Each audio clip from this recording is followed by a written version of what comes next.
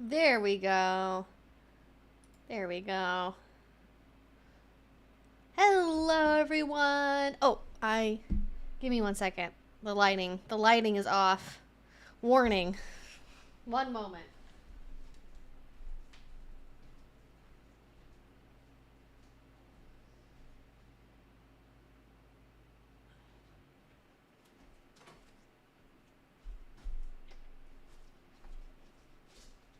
Doggo, you are the cutest doggo that has ever doggoed. All right. Hopefully that's better. We're just gonna have that in the background, I suppose. Hi. How's everyone doing? Happy Friday. We are here once again.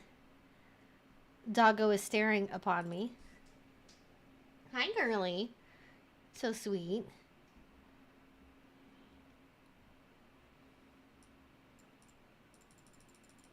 Zoom in and enhance on the dog. There we go.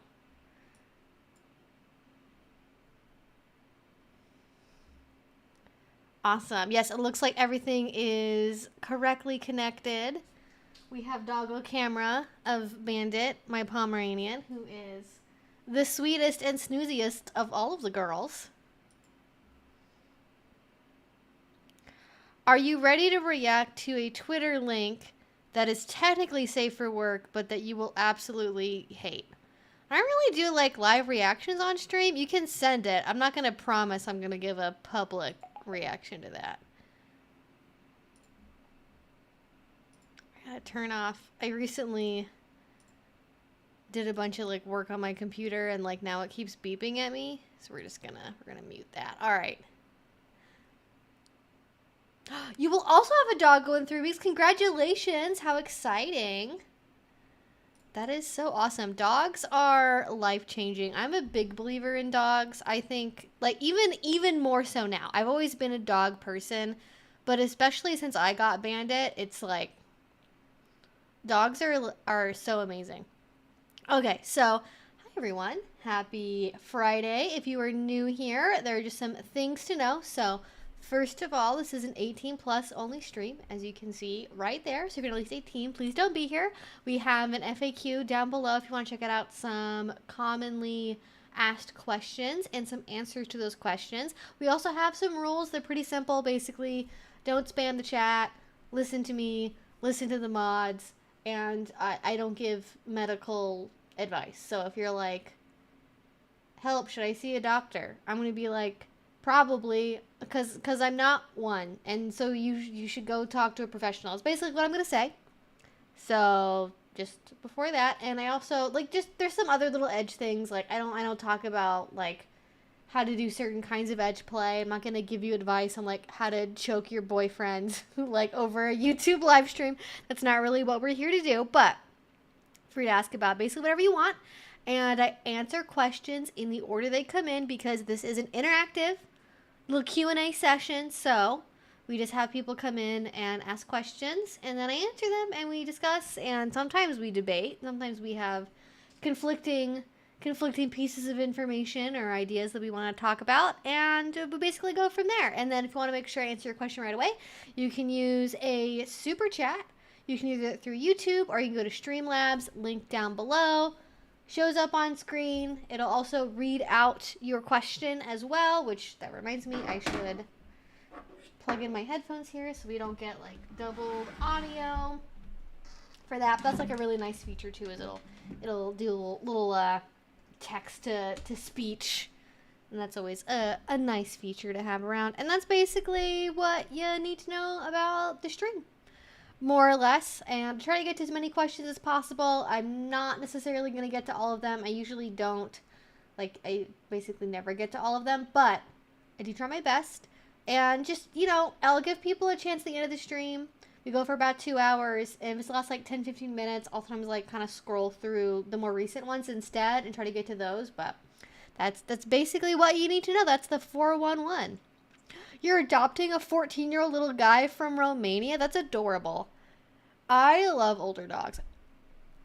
They're kind of heartbreaking, but I think I'm always going to get an adult dog. I maybe would not get an 8-year-old dog again. Okay, I would get my dog no matter what age she's at.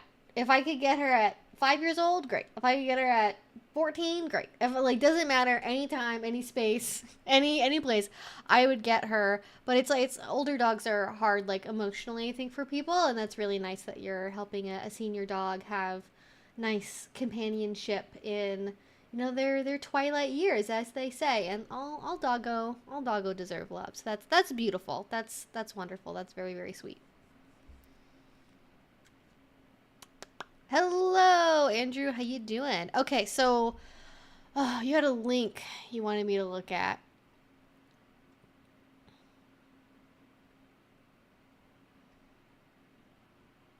Is that a kink thing? What did you send me? This is why I don't open links from people on stream. That's not a kink thing at all. That's just a sex thing. I'm putting you in timeout now. It was bad. We now be punished for your transgressions.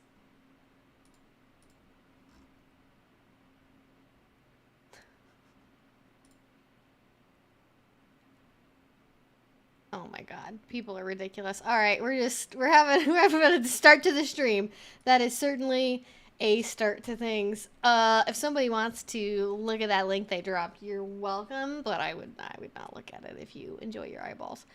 Is that a thing people do on TikTok? I guess it must be. Alrighty, so let's see how people are doing. Oh, internet issue? Whoa, what happened there? Can you guys still see me? Apparently my wrath was too powerful. Looks like we're still alive though.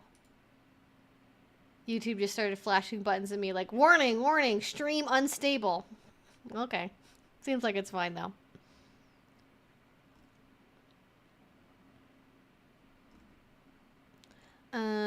Yes, I do try to get to as many questions as possible. Oh my god, Desiree, this question, I feel like I remember this. Is this like a Vlogbrothers thing? Is butt legs, does the butt count as part of the legs? Why do I feel like I have a vision of this in my head as being something that like Hank Green talked about? Is this where that comes from? The scientific view. That is definitely a Hank Green thing. Because he tweeted it. It said the options are butt is legs, butt is torso, and butt is butt. I would say butt is butt. Thinking about it from a weightlifting perspective, and like, so basically everything in your body is like interconnected, right? Butt is not arms though. Butt is not like, the argument I haven't seen is that nobody's saying butt is back. And I feel like we could make more of an argument for butt being part of back than butt being legs. Depending on how you view things. But generally speaking, I guess exercises that hit the hamstrings tend to also hit the glutes and or the quads. Although you do get, when you're looking at deadlifts though, you do see obviously like whole posterior chain activation, including the glutes. So I guess, I don't know. I would like,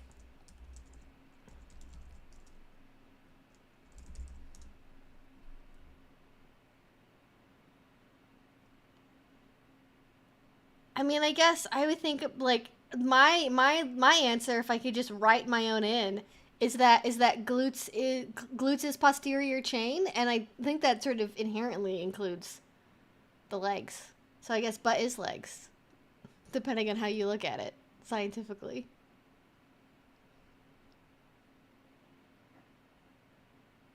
I heard it on Dungeons and Daddies. Is that, I love how by the name I can't tell if that's, I can't tell if it's a kink podcast, if that's like a gay men's D&D podcast. Just older people who DM. Or it's literally about 4 dads. Interesting. It is literally, it's the most innocent option of all. It's just 4 dads. Transported into a realm of high fantasy and magic in their quest to rescue their sons. Okay. I've never heard of this before. I mean, I don't really watch, like, I know a lot of people are really into, like, different, like, D&D podcasts. I never really got into that. I know a lot of people are big fans of, like, What's the one that, like, Matt Mercer is in? I have, like, a Matt Mercer conspiracy theory. What's the one that he does? I mean, I guess he does a lot because he's also, like a voice actor and I guess maybe a regular actor. I don't really know a lot about the guy, to be honest. Oh, Critical Role. That's what I'm thinking of. Yes.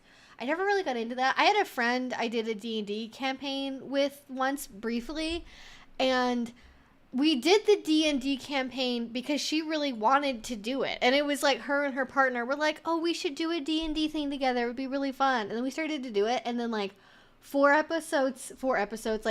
sessions in, she just started like knitting at the table because she was like so bored 90% of the time and she like couldn't pay attention to what was going on. It's like, okay. And she was like, I just thought it would be more like Critical Role. It's like, imagine watching like, this is not an apt comparison at all thematically, but like watching Black Swan and then like going to a ballet class and being like, I thought this was going to be like Black Swan. No, not really that level. I know it's given. Critical Role's probably been good overall. I don't know if it's done good for people's expectations of an average like tabletop role-playing game session though. It's the hat of the legs. That's an interesting perspective. I think that's also true. It's not a BDSM podcast. It could be though. It could be. Think about it. Just putting it out there. Critical Role is the one Matt Mercer's known for. Yes. Yes, it is. Thank you. I do remember that now. I don't know. Matt Mercer gives me like, and maybe he just like reminds me too much of people I knew in high school, but like, I don't get like the best energy off of him. I don't know what it is. That's probably inaccurate. I'm probably like unfairly judging him. I look at him and I'm like, but I've also been like very disappointed by like almost every man that has like a really big social media presence at some point doing something bad. So maybe I'm just jaded. I don't know. That is also a strong possibility. But I haven't really like talked about tabletop games much. I used to do them when I was in college, actually before I got into the Kink community. I did a fair amount of tabletop role playing. I did Pathfinder. I did 4E wasn't out yet, so it was 3.5, and then 4E came out, and I did like a little bit of that. I did that actually with a group at like my university. There was a 4E group right after it came out. I did that for a bit, and then I got really involved in the Kink community, and I stopped doing all of that. And it's probably for the best. I don't think I could have split my attention, but it was fun while it lasted. It was a good era. Players kind of forget that one of the reasons Critical Role is as good as it is because they're all professional actors. Yes, exactly. And they have money and time just to plan sessions. I don't know enough about how Critical Role works to know how they divvy up who's writing what and how far out things are plotted, but it's a big difference when you have somebody whose full-time job is to make games and make a D&D game that's entertaining to watch versus somebody who has 2 hours on a Thursday, when the kids are at ballet and soccer practice to whip something up for their game on Saturday. You're going to get very different calibers of experiences through that for sure. I'm talking about Matt Mercer. I don't have any reason to actually think that he's a bad guy. I just get a vibe. And that's my opinion, and I'm sticking to it. I wouldn't mind finding a group to play Arkham Horror again, but you have to really be into the rules. Yeah, I think there's definitely, especially with 4E and that era of D&D becoming very popular on Twitch and probably social media in general. I think a lot of people are looking more for that less rules lawyery, theater of the mind, do crazy shit because the DM says it's fine, kind of experience. And the different DMs make a difference with how much, as the saying goes, Pat Rothfuss bullshit you can get away with. But I think where people are looking for that as opposed to the more rules focused experience of a more traditional D&D or even a Pathfinder game. But yeah, it's definitely a business for sure. I mean, and they had a Netflix series, didn't they? They had an animated Netflix show. Yeah, anyways, those are my tabletop thoughts. There is a big overlap, though, between D&D and LARPing and the kink community.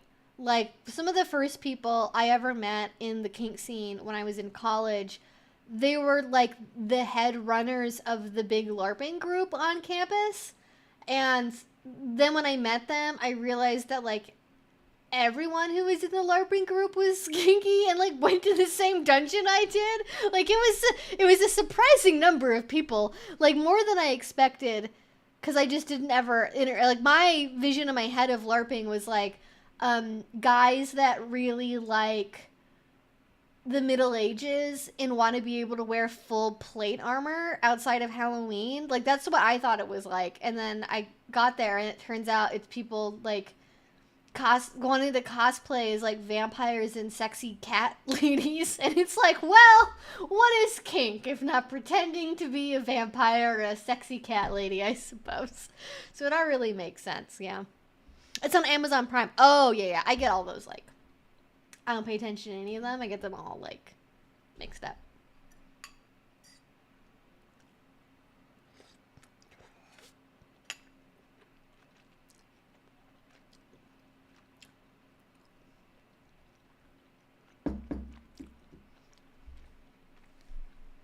Mm-hmm.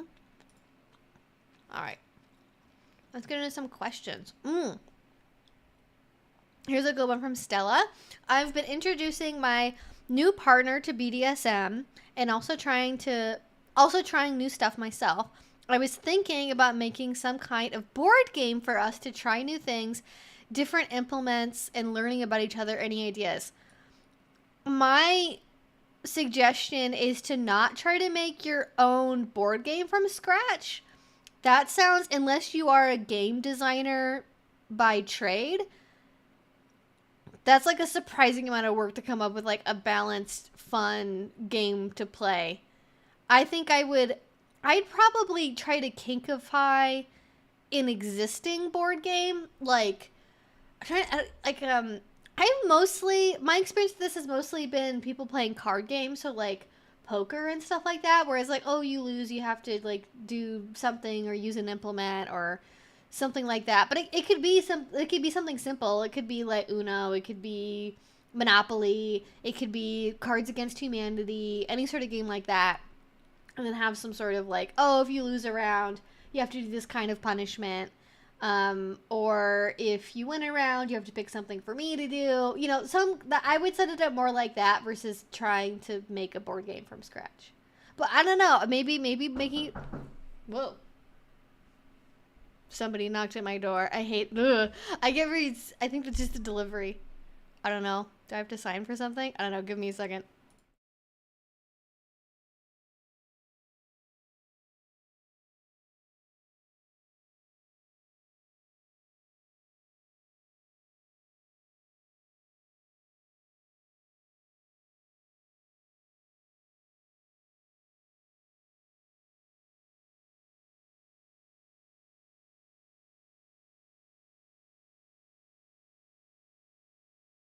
All right, we're good. It was just a delivery. We're okay, doggo. It is fine. Somebody was at the door. All is well. Watching. You didn't alert me. She never barks at the door, which honestly I'm grateful for, because that really sets off my nervous system, but I didn't get stabbed to death. I'm fine. Playing Monopoly is a punishment. Yes, also please don't spam the chat. If you ask the same question repeatedly, I will not answer it. No, it's definitely not a ghost. Oh, you could do a virtual board game. You could do something online. I hadn't thought about that. That could definitely work as well. I'm trying to think of like what board game would work best for this. I don't play enough board games to be like, this is a good one to kinkify. But I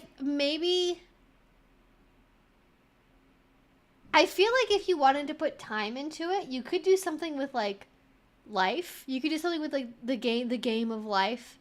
You know how instead of like picking out like houses and like what, you know, going to college versus high school or whatever, like, you could do something with that. But I don't know, though. I don't know. I have to think about it some more. But I don't really have anything immediately top of my head that I've been, like, thinking about as an example that would work. True. She's on their side. She's like, I'm not going to alert you to people at the door. I'm the one who told them to come. She's been casing the joint this whole time. About the game, wasn't necessarily thinking about creating anything super complicated, but now I really got my creative juices flowing thinking about turning an existing board game into something, yes. I think especially if you have a game like Monopoly or Life where you have little like player pieces, you can do something fun with that too, with like little like miniatures or like figurines or stuff to like represent you and your new partner that are like, it doesn't have to be like a custom like painted mini or anything crazy, but you know, just something that's like related to your kinky side, maybe, you know, like a cat piece if you're like a kitten player, you know, a dog if you're a puppy player, that kind of thing. Monopoly was banned on my family years ago. The last time was played literally ended in an overturned table yelling in tears. Board game and pieces all over the floor. Why is it like so many families become so emotionally dysregulated playing a board game? Like, I'm definitely someone where, like, I don't like playing board games. I hate playing competitive board games. Especially when I was little, I would, like, cry playing competitive board games. I didn't like it at all. But I never had, like, knockdown, screaming matches, throwing things around, like, full-on family tantrum explosions from playing, like, it was just me normally. Everyone else was fine and it was just me, but everyone like getting that upset about a game to the point where like board pieces are being overturned and ruined, like, that's concerning. Hopefully that wasn't too traumatic for you. That sounds like that would be very uncomfortable to be around, but I don't know, maybe some families are just like that. I don't know. Oh, I've done Jenga. Not kink specific, but like truth or dare, like things written on the blocks, and you can see some of them before you pull them out. But all of them. Oh, that's a good one. You pull out the Jenga block you pull out. You have to do like a truth or dare on it. Yeah. I like that. That could be fun. You could also do black spine Jenga with giant empty random VHS tapes if you want something more life size. Oh, Kinky Twister. Yeah, I've seen that at parties for sure. Kinky Twister. Pin the Tail on the Donkey. Not really a board game, but that's a popular one. Usually not involving needleplay. Usually it's a clip. It's a clip, but yeah, be careful. You know, you don't want to put anyone's eyes out that way. Monopoly is an awful game. Apparently everyone hates Monopoly. I haven't played it in probably like, God, like 15 years probably. I think the last time I played it I was in middle school. It's been a hot minute. You probably still have the game, like my family probably still has it somewhere, but like we're not really a board game family, so it's not really something that comes up very often. Monopoly is supposed to demonstrate the horrors of capitalism, so it makes sense that everyone hates it. I mean, yeah, I guess maybe the point is to make people so frustrated they overturn the board. Because you're overthrowing the system, man. Maybe that's what it's all about. Maybe actually the people who throw the board and destroy it are actually the people who truly understood the purpose of Monopoly. Maybe they just know more than we do. I just started learning Auslan, which is Australian Sign Language for people who don't know. And I'm excited to chat with partners when they're nonverbal or unable to talk for other reasons. Wanted to ask, what are your fave nonverbal communication tools during kink? So that's a really good one. I do really like nonverbal communication. I think it does have to be explicit. If you're going into a scene and someone doesn't tell you what their nonverbal cues are, it can be very difficult to read, and like different people, their signs are going to mean different things. I've played with people and I've known people where their like nonverbal cue of like, you know, scrunching up, you know, like kind of trying to shy away from the toy means like, I really need you to stop doing that. And other people, that means like, oh no, I'm fine. I'm just like getting used to the pain, like keep going. So you can't really rely on just that. I think anything that has like a set like meaning to it is pretty good. I really like anything involving like direct tactile feedback. So like squeezing, tapping, pinching, anything that like is directly on the partner's body. Cause one, like skin to skin bodily touch, I think is something that people enjoy about kink. And also because it's not ambiguous. Like it's harder for it to get lost in the noise of a scene. I think if you're like dropping something, for example, it's like that's like a common thing people will do is like dropping keys or a ball or something when they're in bondage. I think that can work, but especially when you're in like a really big dungeon, or like with many people who do bondage, your top has severe ADHD and like is hyper focusing on the rope, they might not notice that a bouncy ball has dropped because it's way outside of their like field of concentration. So they might not necessarily pick up on that kind of sign immediately. So I think the like tactile stuff is like, it's very, especially when it's super specific, like I'll tap 3 times or I'll squeeze twice or something. Like I think that just tends to be the best way to do it. Outside of like dropping stuff and like tapping and squeezing, I think I'm trying to think of like what else I see like fairly like commonly used for people. I do know people that will, for like pet play and like service submission, will do, I'm gonna say that they do baby sign, because they're not learning like sign language as a language. They're not learning the grammatical structure that makes language what it is. They're learning about it in the same way that like you can teach your dog sign language, right? I mean, you're a pet player, so like, you know, there's that. So like, I do know people that will do like nonverbal hand signs for training, or to be discreet in public, or to like, I don't know, just have like a thing they can brag about at the dungeon, I guess. Like sometimes I think people do it because they just want to be able to brag that they can do this and like make their partner sit, I guess. But I mean, it's fun. Like, I'm not trying to be judgmental. I do find it kind of interesting that people that like don't really give a shit about disabilities or inclusion or accessibility like will adopt stuff like that. So that kind of leaves a bad taste in my mouth, that you just started doing it to do it. Like if somebody's just like, I'm the big dumbly dumb and I trained my sub how to come here and do this when I do this thing. It's, I don't know. It's like, oh, but you don't think that deaf people can be kinky because they're disabled. Okay. Like that's, that makes me uncomfortable, but people are going to be like that, I guess. Can't really be helped. Oh, well, like car keys, I guess, usually is what I'm thinking of. Not like, I mean, you could give handcuff keys to a bottom to drop. I'd not do. They're very small. Like they're very easy to lose. I'm thinking like big chunky keys. I love that question. People rarely talk about nonverbal safe words, which is crazy to me because that's basically what you gotta have. Like most dungeons you play in, if it's got any kind of music playing, if there's people near you, if it's at a convention where a ton of people are playing at the same time, most people are like, it's gonna be too loud for them to hear a verbal safe word. Like I think verbal safe words are really good, and I think a house verbal safe word for a dungeon or a play party is something that everyone should have, because if you really like put your lungs into it, you know, you can make it so somebody is hearing you say red or safe word. Absolutely. You know, assuming you're not wearing a gag and some other things. But there's so many variances in how people do scenes, and like how loud the space is, how loud somebody can be when they're trying to safe word, that just relying on only a verbal safe signal is like, that alone and having no backup plan for anything else, you're asking for problems to happen. And I definitely have leaned more and more into this over the years, because I just hear about so many stories from people that they go to a dungeon and they're doing a scene with somebody. Maybe they know them, maybe they don't. And like they safe word, and then like the person doesn't hear it right away, or they don't hear it, but a DM does, and it's awkward because then the DM has to step in. Like it happens more often than you might think, that somebody is doing a scene and then they just like don't hear a safe word. Not even maliciously, but it's just like, I was way too into it. I thought you were really into it. I wasn't paying attention. People just go off into La La Land when they play. And so it's a lot harder to pick up on that sometimes. Kale donated $5. Been dreaming, literally, of kinks I've never tried. Kale. Looked it up to see if there was a dream meaning. All articles, advice assumed the dreamer was a sub, even certified sex therapists. I'm not a sub, so it's a little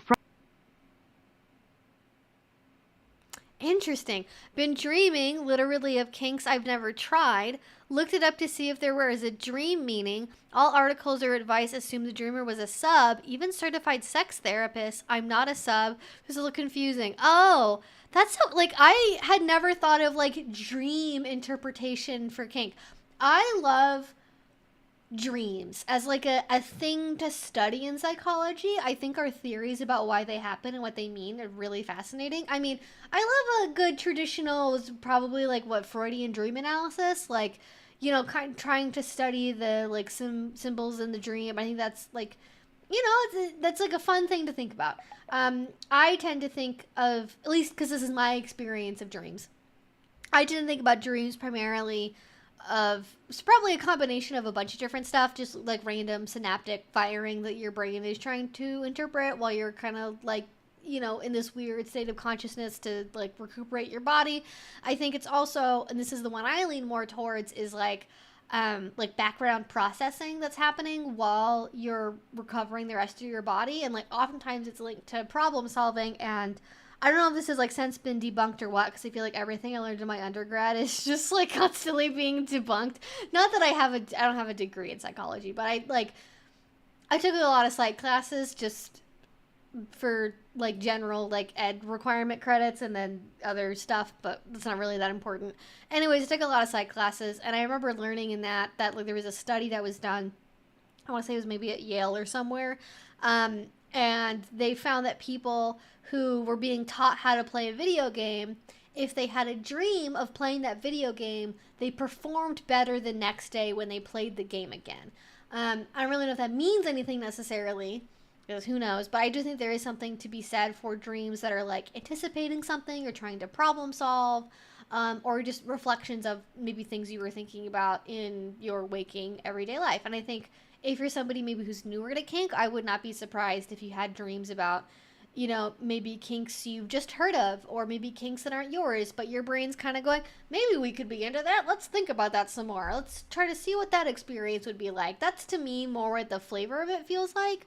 Just your brain maybe noodling on this new aspect that you're adopting into your identity, or like maybe you're accepting more readily as being part of who you are. Just like it's something you're currently thinking a lot about. But that's like really interesting. I do like, I guess I'm not surprised that like people would expect people who dream about it are like submissive.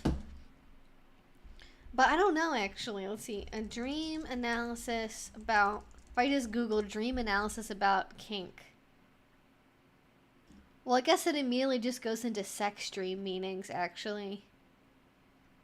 Maybe it literally just all is about sex. Like immediately the first page is just about sex. Oh, it's a bondage dream meaning. Yeah, I mean, that's definitely thinking about if you're the one who's in bondage for sure.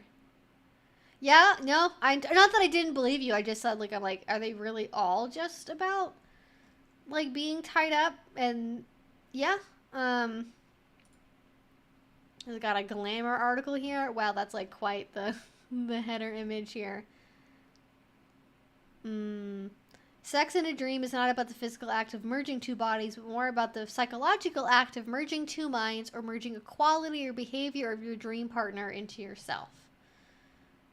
It often represents qualities that a person wants in their lives, ways that they want to feel, and things they want to accomplish. For instance, some Christians believe that the biblical meaning of having a sex dream is a desire for spiritual connection. I love the Christians. I love them. They're like, no, even if you're married, you can't have a sex dream because that's bad. It's actually about wanting to be closer to Jesus. Bless them. Oh gosh, that's so funny. So yeah, I don't know. I think that especially, I don't know if your dream like also contains sexual themes or not, if it was like just, you know, platonic BDSM experiences. But yeah, I think it could be reflective of just your brain exploring different stuff. I don't know. Dream analysis sure is an interesting little thing to think about. I think the meaning of dreams are ultimately specific to the individual, for they are a product of the individual's mind. Yeah, no, I think that's definitely true. Like, it, you know, what a dream means to you is very personal, and how you choose to act on it is also very personal. I once had a dream where I was participating in some kind of puppy play and had my eyes blindfolded and a plastic gag in my mouth. I started crying from happiness.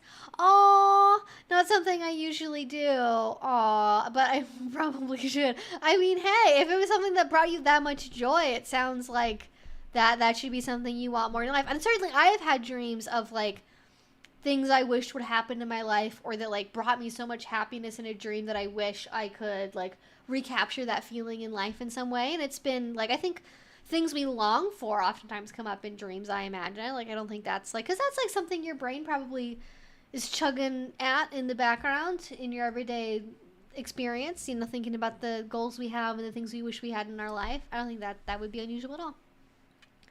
I think most of my sex dreams are mostly about me being horny. Yeah, never underestimate just like, because that's it, right? I don't think there's any like one definition or one reason for like why dreams are. I don't think it's just like problem solving. I don't think it's just like synaptic impulses. I don't think that it's just like reflecting physiological states. I don't think that they're just purely like symbolic, abstract things that have some kind of deeper spiritual meaning. I think that dreams can be like a combination of all of the above and more beyond that for sure. And I think some people's brains are more wired to different kinds of dreams than others.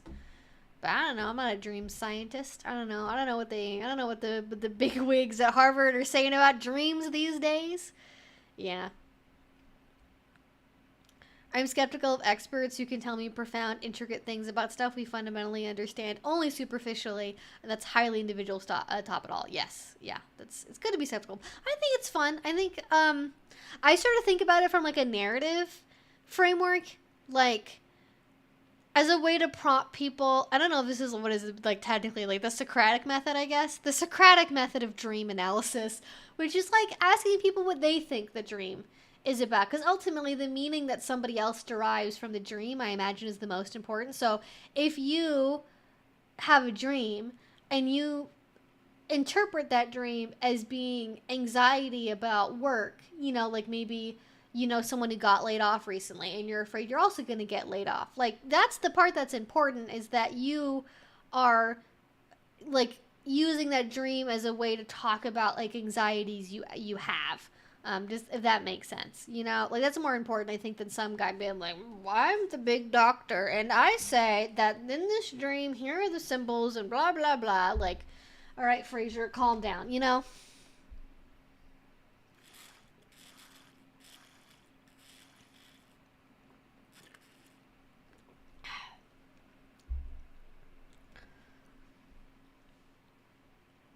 I have had a lot of dreams where I'm a superhero, but the villain's power is what? Enforcing me into regression. What is really odd is that the supervillains are every girl that's bullied me. That sounds like you should have a conversation with a therapist about that. That sounds like there's a lot of. Sounds like, listen, if we believe in repression, that sounds like that like, could be something going on there. Fear of rejection. I'm sure that's like a big part of dreams too. Yeah. The auto filter being really obnoxious tonight. Is it? Why is it filtered out? I haven't looked. Let me check. It's censoring everything? I'm not seeing I'm not seeing any messages that got auto-modded and deleted. Unless it's making it so, like, are you talking about, like, you can't send a chat, like, because YouTube is stopping you? Or do you mean, like, you type something out and then, like, YouTube deletes it? Because I'm not even seeing anything that's been deleted by YouTube. I just tuned it in and I heard, all right, Fraser, calm down. We're talking about dream analysis of dreams about BDSM. So the Fraser reference came in. It was that. Oh, interesting. I mean, I guess I'm not surprised that it would censor horny.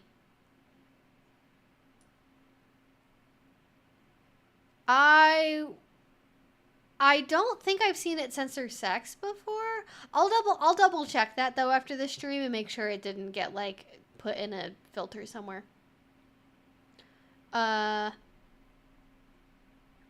The ones that lets me show or delete. Oh, I see it. So it's prompting you to choose to hide them or not, and you're allowing them. Okay, so it's flagging them. Yeah, yeah. I did block somebody who said the word, like, their message included the word sexy, so maybe YouTube was like, you want all words, like, sexy to be auto-modded, clearly. Jeez.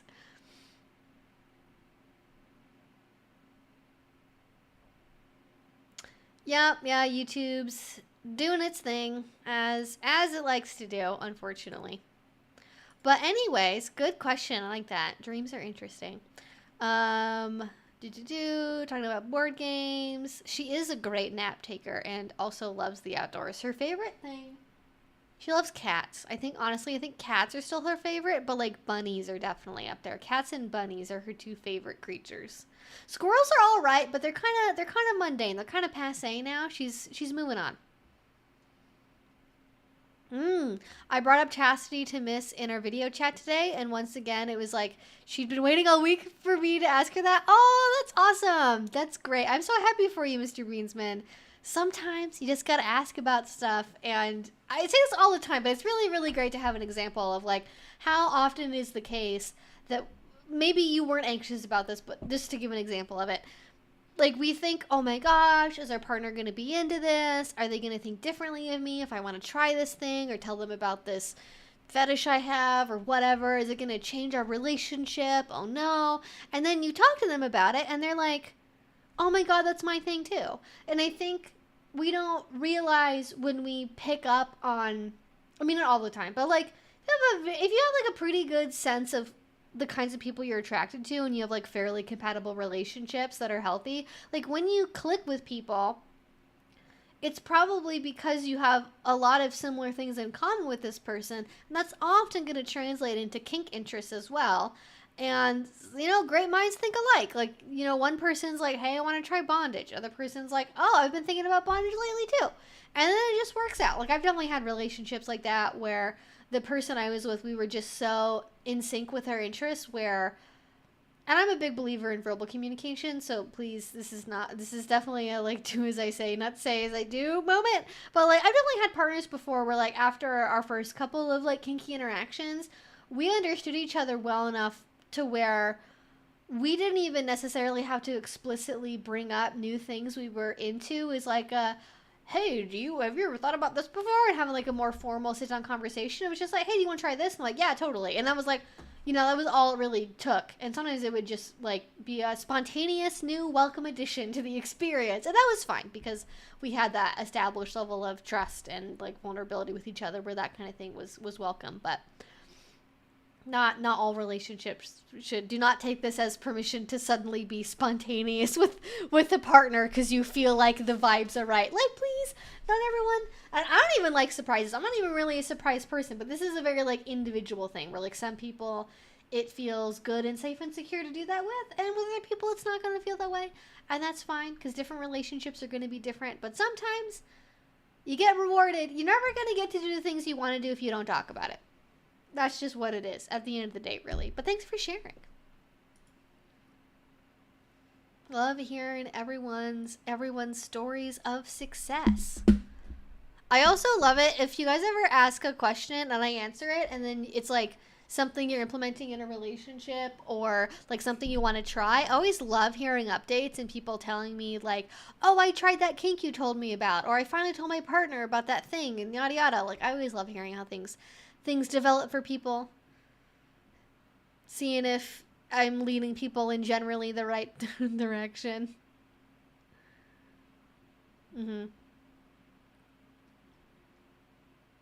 Angela asks, would you be able to suggest some religious roleplay ideas? The stream title intrigued me. I also glad to be able to catch a stream again. Yes, you're so welcome, Angela. I'm working on a video currently. Actually, I'll show you all this. I'm working on a video about religious play. And I was like, I have a couple different things I wanted to work on this week. And I was like, I don't know, like which thing I want to do. But I said 50-50 earlier today. But I posted a story on my Instagram By the way, I'm on Instagram. It's ev.lupine. And I'm not on there all the time, but like I'll do polls and stuff and like my stories, and I'll repost stuff that I think is cool and like fun information. And I asked people, which video would you be more interested in? And I either was going to do a religion play 101, or I was going to redo, and I'll do both of these at some point. But a sub drop and a top drop revisit / deep dive, because the first video I made on it is still up, and it's like the only one I have on my channel, and it's legit like 8 minutes long. And I'm like, listen, we have neuroscience to talk about now. Like, we so much more data to get into. And yeah. So, anyways, I had a poll, and as you can see on there, earlier today it was 50-50 the whole day. The whole day for the first, probably 3 hours this poll was up. It was a dead heat 50-50.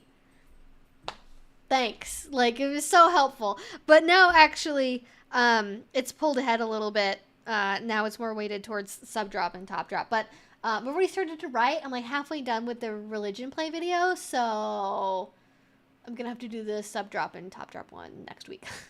It'll come out, but I just thought it was so funny. Everyone was like dead in the middle, like they wanted each one equally. But I've never really talked about, other than maybe like an old interview from like years and years ago, I've not really talked about like religious play on my channel very much. So it's definitely untapped potential there.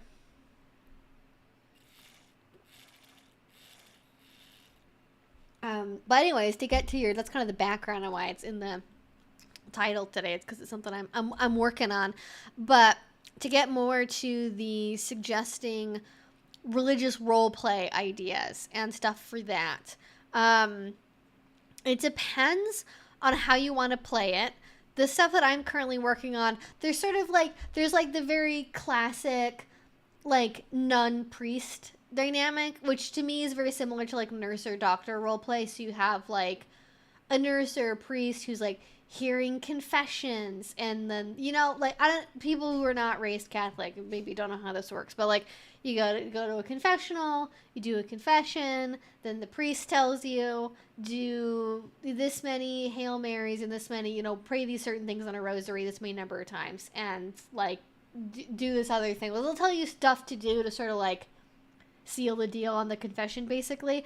And you can make that into like a kink thing, right, where it's like you're doing a confession, and then it's kind of like a little bit of like embarrassment, humiliation play, and then they're telling you what you have to do for penance, and then you're trying to pray a rosary while they give you a spanking, and then, you know, you could do like a findom thing where you're like you're tithing to the church, and like your findom is like a nun, and you're like giving her money for alms or whatever. Like, you know, you could definitely, there's a lot of different directions you could go with that I think are maybe not the immediate direction people would think of to go, but the classic one that I see probably the most commonly is like some sort of usually Catholic clergy member, you know, usually spanking, honestly, is like spanking, paddling, maybe some kind of like verbal humiliation in there too, some kind of maybe bondage, you know, kneeling over the knee. That's kind of the more general wheelhouse. But like religious play can be so many different things. It doesn't have to just be like nun and priest stuff. It could be like you're role playing someone who is possessed by a sex demon, and you need to be I forget, the word just left my brain. And you need to be exercised. Yes, that's what I was thinking of. You need to be exercised. You gotta have somebody throw holy water on you, and then somebody has to, I don't know, somebody has to like fuck the demon out of you. I don't know. That's like probably, maybe not, like, that's like the more sex way of doing it, but that's like just to get that example out there, because I know some people like sex with their kink. You definitely do that. Or it could be like an incubus or a succubus, like seducing someone in the middle of the night, and to go more that direction as well. Or you could also be doing demonic possession, but it's not sexual, and you have to be in bondage, and you have to, you know, you gotta use fire, you know, gotta do some fire play, you gotta do some, don't do bondage and fire play at the same time, but, you know, like, list of ideas, you know, you do some water stuff, right? You could, you know, splash cold water on somebody's face. If you're more intense, you're more into edge play, you could like submerge somebody underwater. That's definitely more advanced. But, you know, kind of that wheelhouse of it, more almost horror-esque way of role-playing with religion. And it can also go like completely opposite. Like it could be more like goddess worshipy, you know, giving your goddess gifts to like lavish praise on them. You have to write them a poem to show how devoted you are to them, that you know you're supposed to recite, and then give them flowers.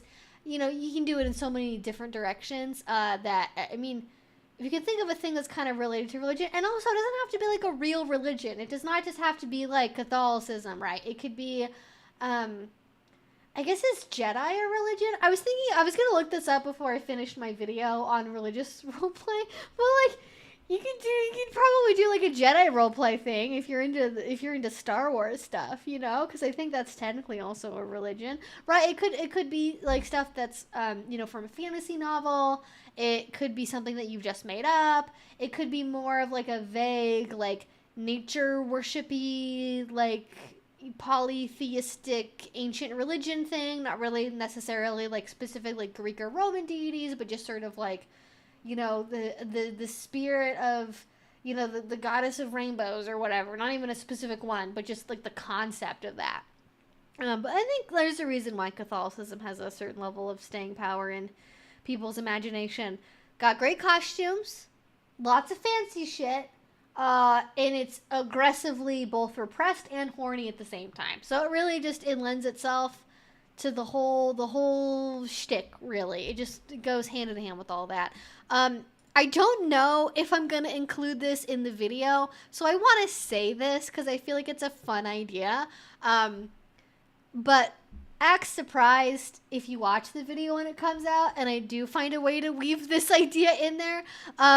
My favorite, like, definitely no one's ever thought of this before idea. Doing Jedi religious play on May the 4th. Oh my gosh, yeah, right, that's tomorrow. Yeah. If you have any, you want a last minute, you know, May 4th thing, here you go, Jedi roleplay. That's an option for you. Yeah, I didn't even thought about that. Oh, the idea that I had that I was like, no one's ever thought of this before, this is going to be a really good one, is, I don't know how common this is in different parts of the country, but, I've had many experiences of, sorry, my my voice is cracking. I've had many experiences of Mormon missionaries coming to my door, approaching me on campus. I have a very distinct memory. I think it was my junior year, because I graduated early, so I wasn't there spring year of senior year. So I think it was spring of my junior year of third year. We didn't even really say junior or senior. We just said like third year or fourth year or whatever. But my third year of college, I remember I was studying outside, you know, on the quad, as one does when the weather is nice. I was by a fountain, and these like two guys came up to me, and even though I was like clearly like reading a textbook, and I was like, I like never went outside. I always was like, I didn't like study on campus. I like went back to my apartment or to my dorm to study. I did not like go hang out at the library really, except for like during finals week or when I was doing like math tutoring. And I or was maybe doing a group project. I like never went out on campus to study. So it was like one time I was like outside to study because it was nice weather. I like these Mormon guys come up to me and they just start talking to me. I think I'm probably wearing like a band for like a band t-shirt for some metal band, probably some shirt like this that's fucking got a literal like demon on it, you know. So they instantly target me as a soul that really needs to be saved. And like they start chatting with me, and I talk about, you know, how, you know, I'm Catholic and blah blah blah. Like they don't have to know that I'm an atheist at this point. But like I'm also pretty sure that Mormons think that Catholicism is also devil worship. So like maybe it didn't really make a difference to them. Maybe they saw the shirt, were just like, yep, that tracks, definitely Catholic. I don't know. But we had like multiple times where like that they would come up and they'd approach and they'd be really aggressive. Or they'd come to your house, and like if you did any kind of door answering at all, they would like find an excuse to like have a reason to like come in and talk to you. I really want to do like I think it would be really fun to do like a reverse forced conversion, like corruption role play scene with like two guys like role playing as Mormons, and then they knock on the door, and it's, you know, they knock on the door, and the lady who answers this is like this really like voluptuous, like sensual woman, you know, sort of a, you know, a lust from Full Metal Alchemist type, you know. And then they come in, and they go in with the intention of, you know, converting her to Mormonism, but then like by the end of it, she's like, you know, seduced them and like gotten them to, you know, like turn their back on Mormonism and like renounce God and stuff, like through her magical powers or something. I feel like that would be like a really fun scene to do. I guess I do follow a lot of pro doms on Twitter that do roleplay like this. That's probably where I got the idea from, but like never specifically with Mormon missionaries. And I feel like that's untapped potential. Listen, Salt Lake City dungeons, why are you not doing this, to be honest? Why is this not more of a thing? Religious corruption scenes are highly recommended. Yeah, I think probably for Halloween this year, I'll probably do a standalone video that's just about like blasphemy and corruption play. The video I'm working on now is going to be more general. Like it's going to, because there's like corruption and blasphemy is definitely like one very specific flavor and way of doing it. But like a lot of people do like more religious roleplay that's like very straight, or even like literally like there's somebody who practices magic, or they're a Wiccan or something. And so for them, doing religious play isn't even necessarily like a role play thing. It's like a way of like literally maybe honoring a deity that they follow, or like that they believe is real, or like they're trying to like do some kind of sex magic thing through kink, you know. And it's like more serious. It's not just like, you know, this kind of like corruption role play stuff that's like very, very different. Yeah. One of the things I talk about in the video when I'm discussing goddess worship is I talk about how like it's called goddess worship most commonly, but it doesn't have to be like a goddess, right? It could be a god, it could be a deity, it could be a flying spaghetti monster, it could be a nameless, formless, infinite void. You know, like it doesn't have to be like it doesn't have to be done in that very specific way of just like what you think a goddess is like. You can play with it in a lot of different directions for sure.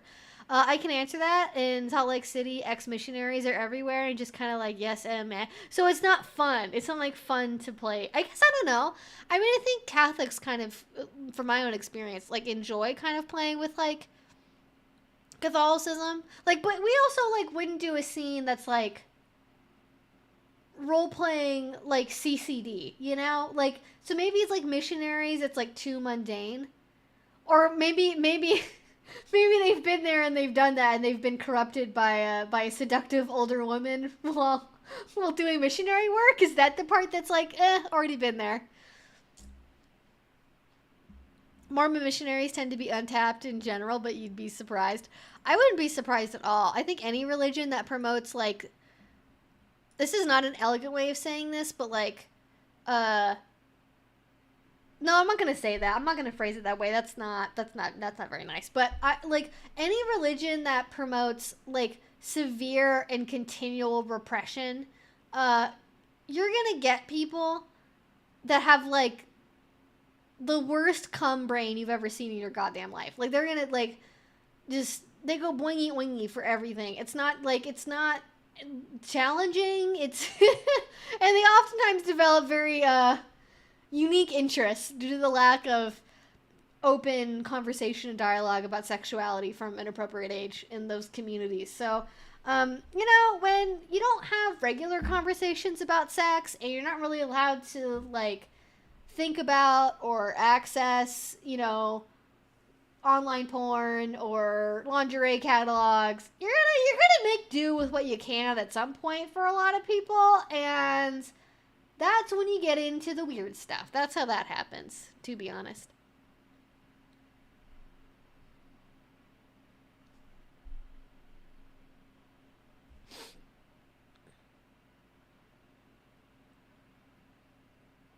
Mm-hmm. Well, the Mormon church is pretty much a lay church, so missionaries are not called and separated like a priest or a nun is. Yeah, and that's also part of it too. There's more of a like gender difference than like a lay person versus like I mean, but there's like I forget the terms they use. There's like specific because there are like bishops, right? Like they which I hate the fact that they use the word bishop like this, but they have bishops and stuff, yeah.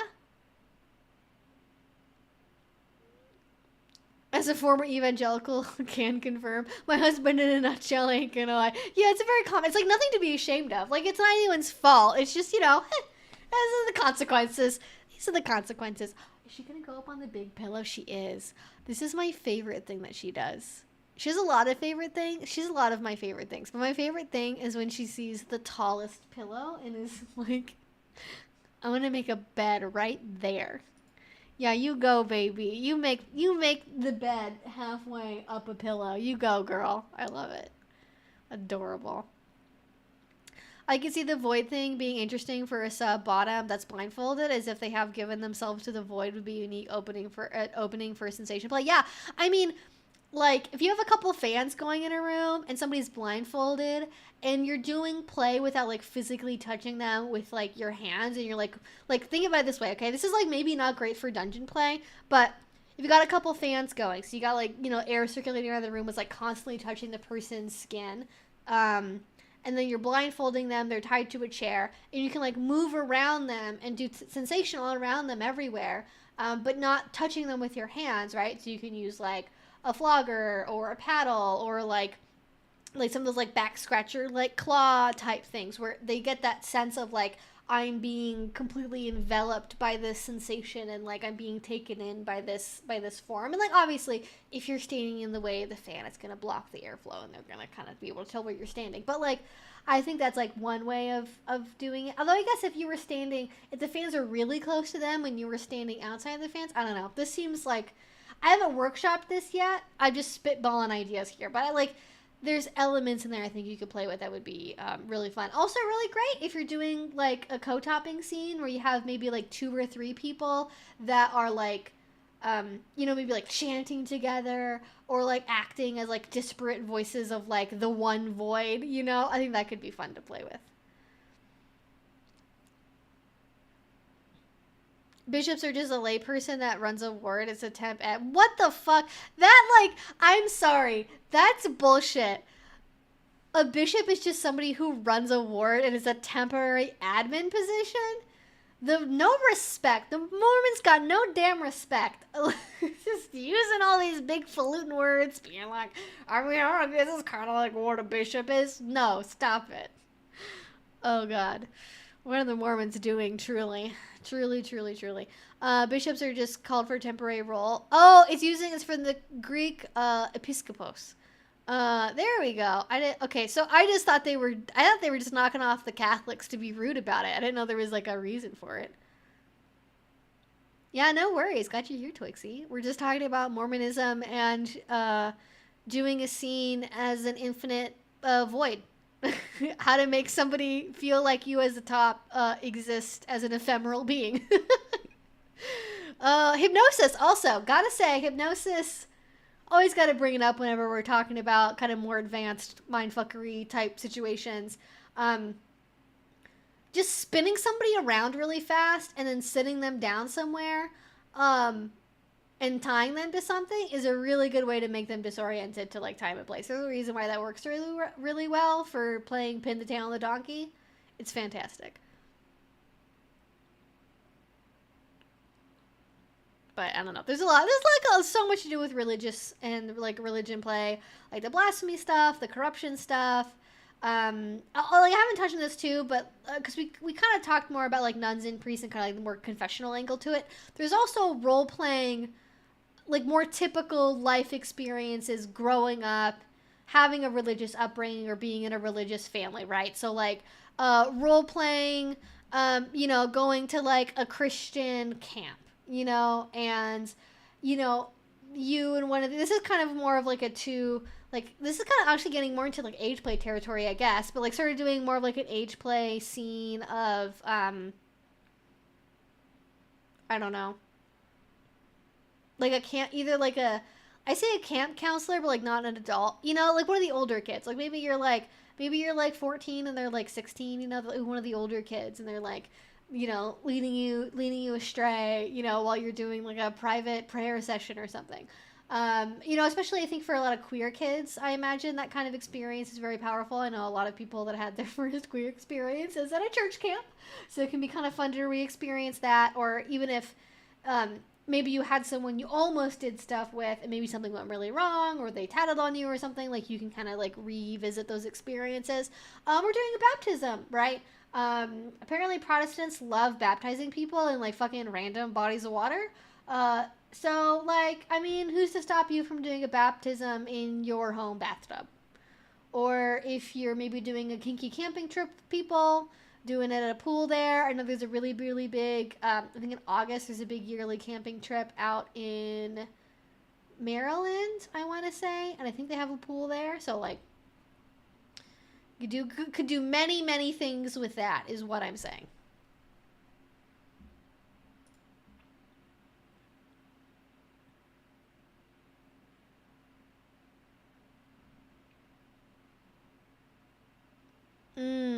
Yeah, I've been experimenting with some other dating apps myself for a video I'm working on. I don't want to get too much into it because I don't want to like spoil what I'm going to do for the video. Hinge is okay. Tinder is the worst thing I've ever seen.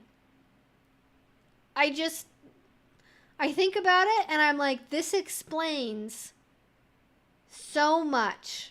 Because I think if your only experience of a dating app is using Tinder and that's your primary touchstone, like even if maybe you've used some of the other ones, if your primary go-to is Tinder and you think about people on dating apps these days as like, and you're really just thinking of people on Tinder, like no wonder like these alpha males and people and these like dating gurus get off making all this like crazy conjecture about, you know, women on dating apps and blah, blah, blah, blah. It's because these dating apps are awful, but like Tinder is like a special, like, I mean, religious play is a special form of hell, you know.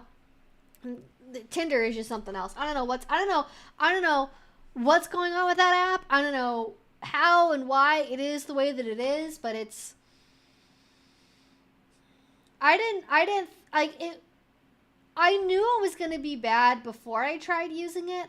I was not expecting it to be as bad as it is. I'm not really sure. I'm not really sure. I mean, I guess I was picturing like more open flirtation, definitely more of a focus on hookups. But I still wasn't prepared for what my experience of Tinder has actually been. I can safely say that if you're a kinky person or a polyamorous person and you are looking for a dating app, you are literally missing nothing by not using Tinder. You just don't even worry about it. Don't even think about it. It is a garbage fire. Like, I think it literally radicalizes people. I'm being so serious. I think people use Tinder and they think, oh my God, this is what like modern women expect. This is what, you know, I'm supposed to like, and it's like, no, it's just Tinder. This is like what Tinder is like. This is not representative of women as a whole or men as a whole or all dating apps or all people you meet on dating apps. Like, goddamn, no wonder people are like, I don't even know how you like pick people on Tinder sometimes, to be honest. I think people just go off of like vibes only and just like how somebody looks in a photo, and then they're like shocked when they have like a bad date, and it's like, well, it's because the only thing you knew about him is that his name's Tim, he's 34, he works for his dad's like custom cabinetry company, and like he graduated high school. That's all you know. You don't like, why would you ever assume you would have had anything other than the worst date ever? But like, I'm not trying to blame people. I'm just like, I'm not shocked now because you don't go in with like, you are encouraged to make judgment calls as quickly as possible based only on vibe / aesthetic only and no other information basically. And like, no wonder people are running into so many monogamous people and like vice versa all the time. Like people are like, now I know why monogamous people are complaining about, oh my God, I have so many poly people who like try to match me on dating apps and it's so annoying. And it's like, Following people everywhere. Now it's also like, yeah, it's because Tinder like is the worst app I've ever used at separating monogamous and polyamorous users. Like I've been using it for days and it still shows me monogamous people, even though I've literally never matched with the profile I know is monogamous. It just like spits them out there. It's like, come on. What do we expect to have happen though, really? If we're talking general religious play, then worshiping your D-type as a god, offering sacrifices, becoming their high priestess, singing their praises, etc. is also a thing. Yes, we talked about that a little bit, but like not quite that directly. But yes, definitely you can incorporate that into a power exchange thing as well. And tithing is important. That's all I'm going to say.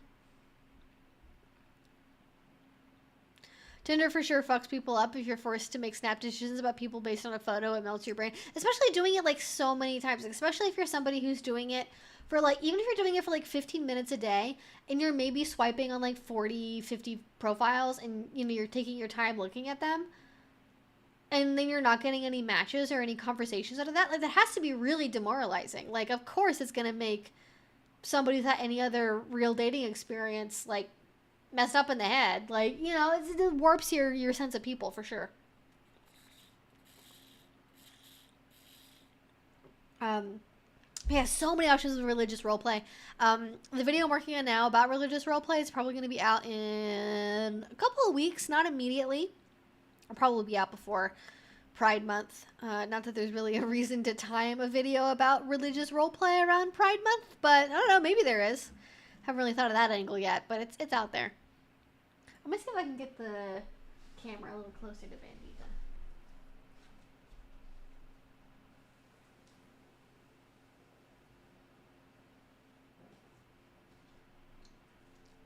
I have zoomed in. There's not a light over there yet. I'm gonna fix that soon. Don't worry about that. We'll have a light. And then you may see her in all of her snoogles. Her beautiful, beautiful little snoogs. So sweet. She's like the funniest snapper of all time. You guys can't tell because of the angle of the camera, but she's like pretty far up above the couch. She's just like on top of a pile of blankets. Because that's how she rolls, you know? Using Tinder makes me feel bad. I have to judge people based on their appearance, and I'm not about that. Yeah, I am really grateful. To this day, my favorite traditional dating app is browser version OkCupid. Because you see pictures, and that's important, but it's still mostly focused on bios. I think that's a lot better for most uses. The most important religious kink lesson, don't forget your safe word. Don't be like Jesus. Surprised I haven't seen that on a shirt yet before, to be honest. Like a keychain or something. Just did a fantasy with my dom where we were able to play with religious roleplay while both being real-life atheists, and it was healing for real. Yeah, it can be super healing for people. Absolutely. And I talk about that in the video. I have like a sort of like a page, half a page long section where I talk about like religious trauma and how that can be healing. That can be a pretty big motivation for how people enjoy this kink. It's not the only reason for sure, but a lot of people do find healing for that. Absolutely. IDK, if anyone has brought this up, a Passion of the Christ roleplay, Crown of Thorns, whipping, cross bondage. I haven't seen that as much as you might expect with its very clear kink connotations. I don't even know how you would do the Crown of Thorns. I feel like that's probably outside of most people's risk profiles from like an infection standpoint in the modern age, but you could probably find a way to work. I mean, there's also, on that note, there are like traditional tools associated with like old Catholicism that are basically tools that are meant to help you like empathize with that experience of pain, basically. And I've never heard anyone say this out loud, so I'm not sure what it's called. I should talk about that in the video. I hadn't thought about that. Trying to find it. There's I have an Etsy store I have bookmarked that sells a lot of this stuff. Oh, I'll just go to my Etsy bookmarks. I'm gonna try to Google it. What am I?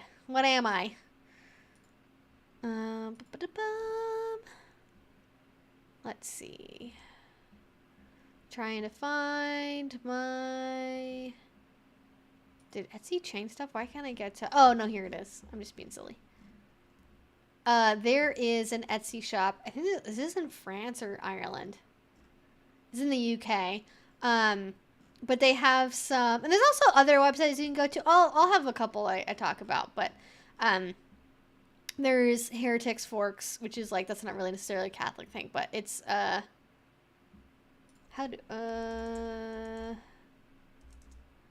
it's CILICE,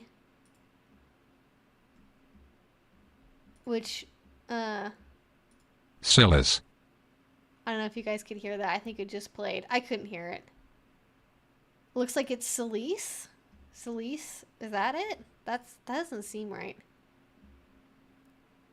But it's traditionally associated with like a hair shirt, but it's a bunch of other stuff too. You get like, there's like garter belts. There's like sort of tiny like proto floggers, you could call them. And I think those are like really underutilized, I feel like, in the kink community. TBH. It's kind of like when you see like a dog choke collar, like one of those choke chain collars that kind of have like the internal like faced spikes. It's similar to that. But we'll talk about that in the religious play video for sure. Hair shirts, chains, sometimes with soft spikes. Yep. Flagellum. Is that the plural of is that the plural for flogger? A few others. I know a guy a decade ago who wore a spike chain around his lower leg. Yeah. Oh, Helsing roleplay. Yeah, sure, for sure.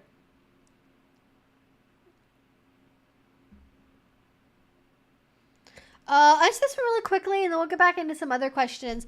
What do you think are good beginner ways to try CBT? Is it even possible for beginners? I will refrain from making a therapy joke, because everyone always makes that joke, and it's tired and cliche, and stop. Interesting. Yeah,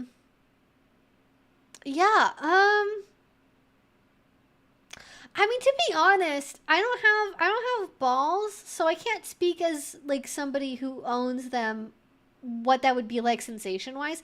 My understanding is it's a very 0 to 100 experience with most forms of pain play. So even things that would typically be more mild for impact play, maybe on, a bottom, like literally like a butt, it is going to be more intense on the balls of the genitalia than it would be on, somebody's backside.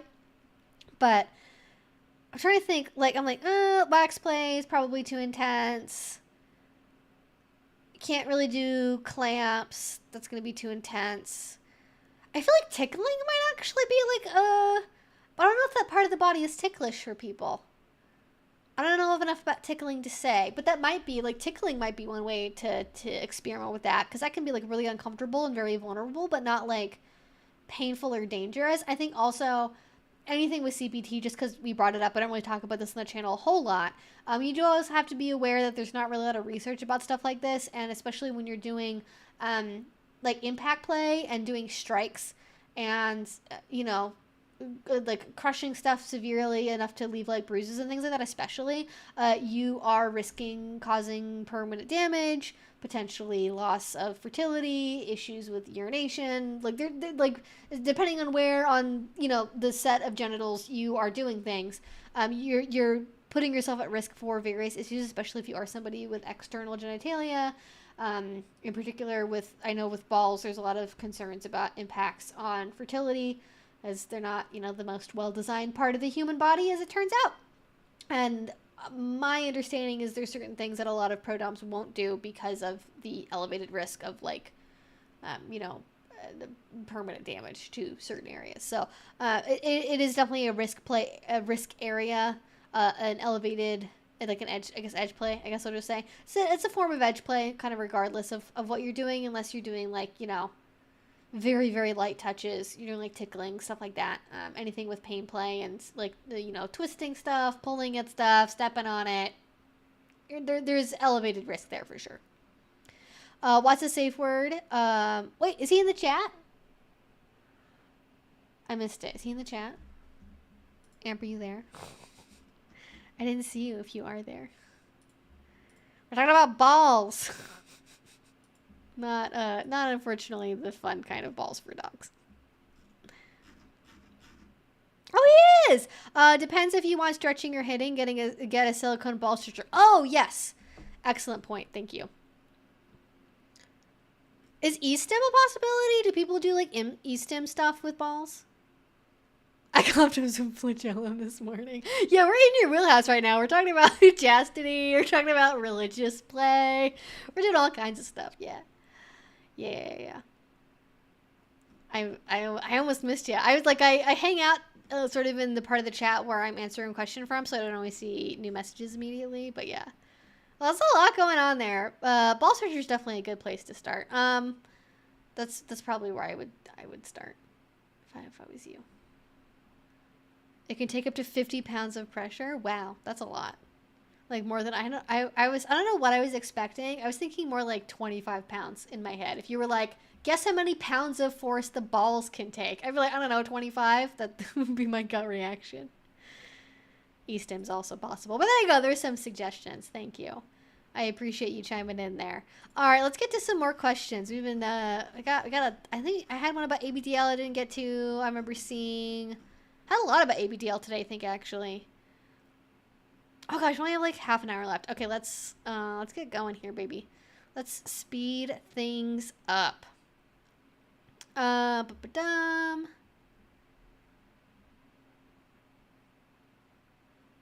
That is a big question. If I date a girl and I tell her about ABDL, would she help me with the nursery or kick me out for being weird? Those are two very extreme options. Even if she says yes, I don't think she's going to help you build a nursery immediately. I think if you want help with that, I recommend looking for people that you already going to know are into ABDL if you're at that level of wanting to engage in it. Most people are going to be uncomfortable with it.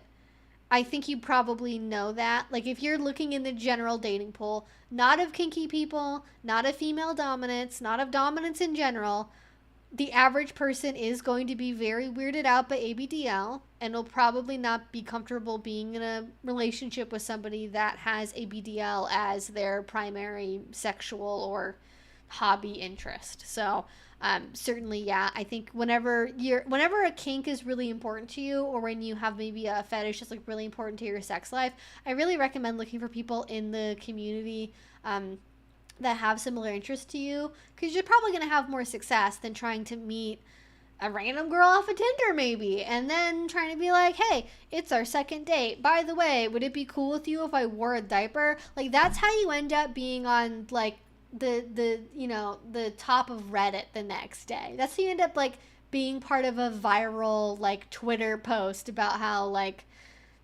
men are incorrigible perverts. So just be careful. Just be careful with that. I think you're just gonna have more success if you look for it. More fish in the right pond, basically. You're not gonna catch a whole lot if you're fishing in the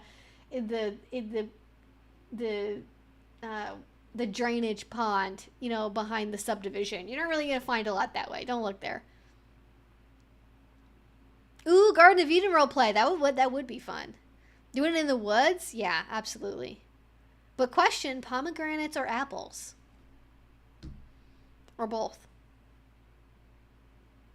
Wilderness stuff is fun. I think I always am really worried about mosquitoes. That's like my that's my like spontaneous fear of like doing stuff in the woods is like, what about the mosquitoes? But it's just me.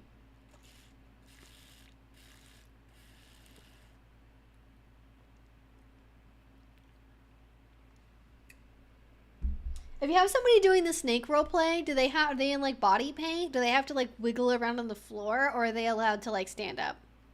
Is it like more of a metaphorical snake?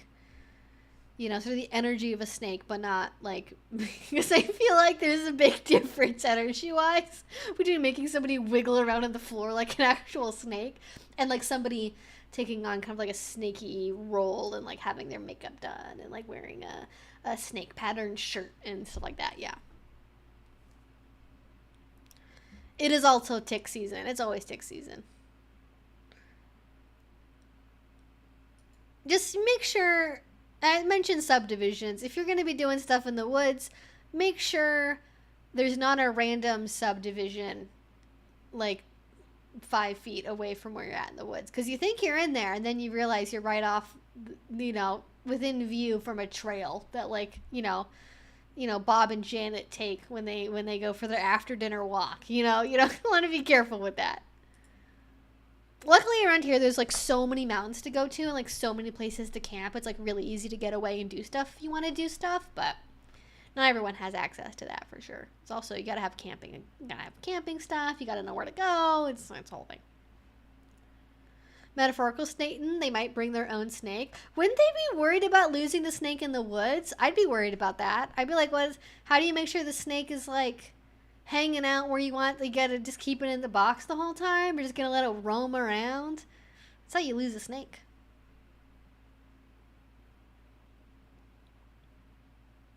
All right, let's get back to some more questions.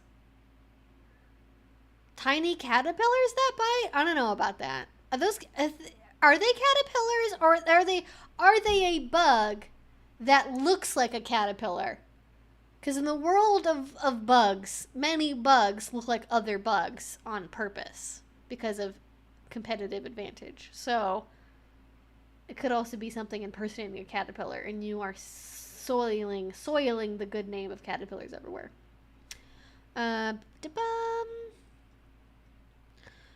Do you have any thoughts on the spiritual aspect of kink and BDSM? Honestly, I really don't hear about it very much, especially when it comes to the doing versus being aspect of kink and BDSM. Ooh, the doing versus the being aspect. I really like that. That's like, it's got something to chew on there for sure. Personally for me, it is funny actually. I was going through like a worksheet earlier. I was like going through like values I want to cultivate and like things I want to focus on for like my life, and like it was divided up into different sections, and one of the sections of it was like spirituality, and my immediate reaction was just like, I honestly don't really care. Like, I'm not personally a very spiritual person. I never have been. Like, I never really felt super connected. Like, even growing up Catholic, I didn't really feel it, like, connected to the church or to any idea of, like, a higher power. I'm just very, like, like, just, I'm like, not really my thing. So I've never really had a deep attachment to it myself. And being in, like, Seattle and Portland, where, like, certainly you will see people that are, like, recovering ex-Mormons, ex-Catholics that are kind of processing religious stuff through their kink. You see a lot of people that are just sort of, like, general raised non-religious or passively religious, people that don't really involve that in their kink. I do know people who certainly will play privately with those things, or will have a spiritual life and a kink life but keep them separately. Like, I know people that, at times when like events would overlap with like a major holiday, they would get together with people who shared that holiday and do things with them. Like if it was like Ramadan or Passover or something, they do things with people in the community that were of that faith background, just to have things to do with people that were part of that like cultural upbringing, if not maybe like current spiritual practice. So that I've seen for sure. But the spiritual side of kink, I find, tends to be something that's like much more personal and private, not really something you see a lot of in the public scene. And I talk about this in the video I'm working on, but the people I know that do talk about it quite a bit are Lee Harrington and Raven Caldera. And they both have, I don't know how, my understanding, and I'm probably misquoting this. My understanding is Raven is like a practicing shaman and like does more shamanistic type stuff, so that's kind of their direction. I don't think Lee is that way. I'm not. I think that they're similar sort of non-monotheistic, alternative religion type situation, but maybe not full on shamanic practice. But I don't know.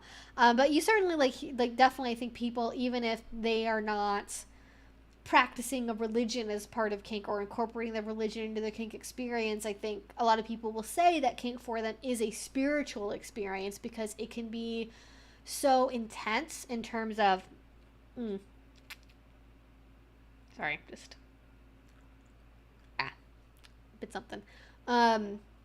Shoot, what was I saying? Oh yes, people will certainly have spiritual experiences in kink, and they will talk about that as like, oh, you know, going through like subspace or going through an ordeal or like a really big challenge from their partner, and that being something that like taps into that. I think there can even be overlap in terms of like what people get from being in a community like a church with like being in the kink community, because there's that togetherness, there's those shared understandings, there's the sense of like there's sort of we're us and they're them, and I think all of that can kind of play on people's upbringing and idea of spirituality as well. And like certainly I've had experiences that I maybe I probably wouldn't label them myself as being spiritual. I would maybe think about them in more like psychological terms, like a very intense psychological experience. But the line between like psychological and spiritual is like very fuzzy, especially for certain people. Like the psychological is the spiritual and vice versa. A la, I guess, Jordan Peterson, I suppose. Though not that Jordan Peterson has the market cornered on that by any means, but he's certainly, one person that I think kind of gloms, religion and spirituality and psychology kind of all together in this one very big messy pot for sure. But I think something, people will talk about having like a heart for service or having a slave heart and feeling this like deep, because I think about things more in like psychological terms. I'm thinking more in terms of values, things you want to cultivate in your life, what your personal goals are, but that can easily be done in a more spiritual framework where it's about, living up to a set of moral principles and like manifesting certain things in your life and wanting to live out certain things because it's like true to who you are, and the sort of like you have a calling towards it. And I think for a lot of people that feels very spiritual.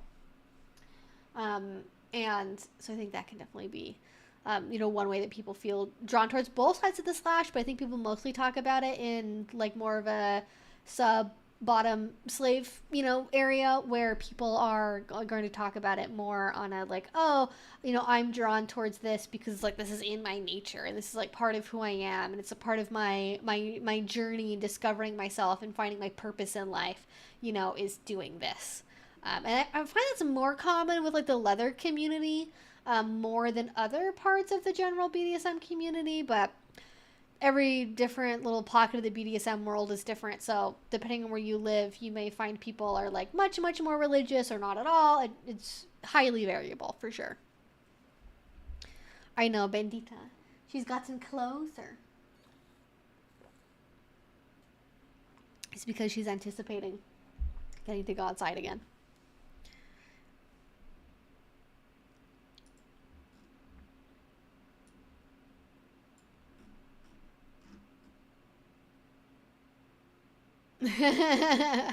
But you guys, it's like totally taboo to do sexy stuff and religious stuff. Definitely to do that, very taboo. Yeah, exactly. Yeah, it's so naughty and so terrible and bad to do like kinky sexy stuff. How dare we? So gross, so disgusting. Bugs can't consent. That's true, they can't. No one ever asked the bugs. Definitely, yeah, be gay, do crime for sure. Emphasis on the crime, I guess, in this circumstance. Yeah. Or be like my dog, pure and beyond reproach. Just be aware of those kinds of spiritual approaches, new age if you will, are massive ego fuel. Caution is very much needed. Yes, oh my gosh, that is like, okay.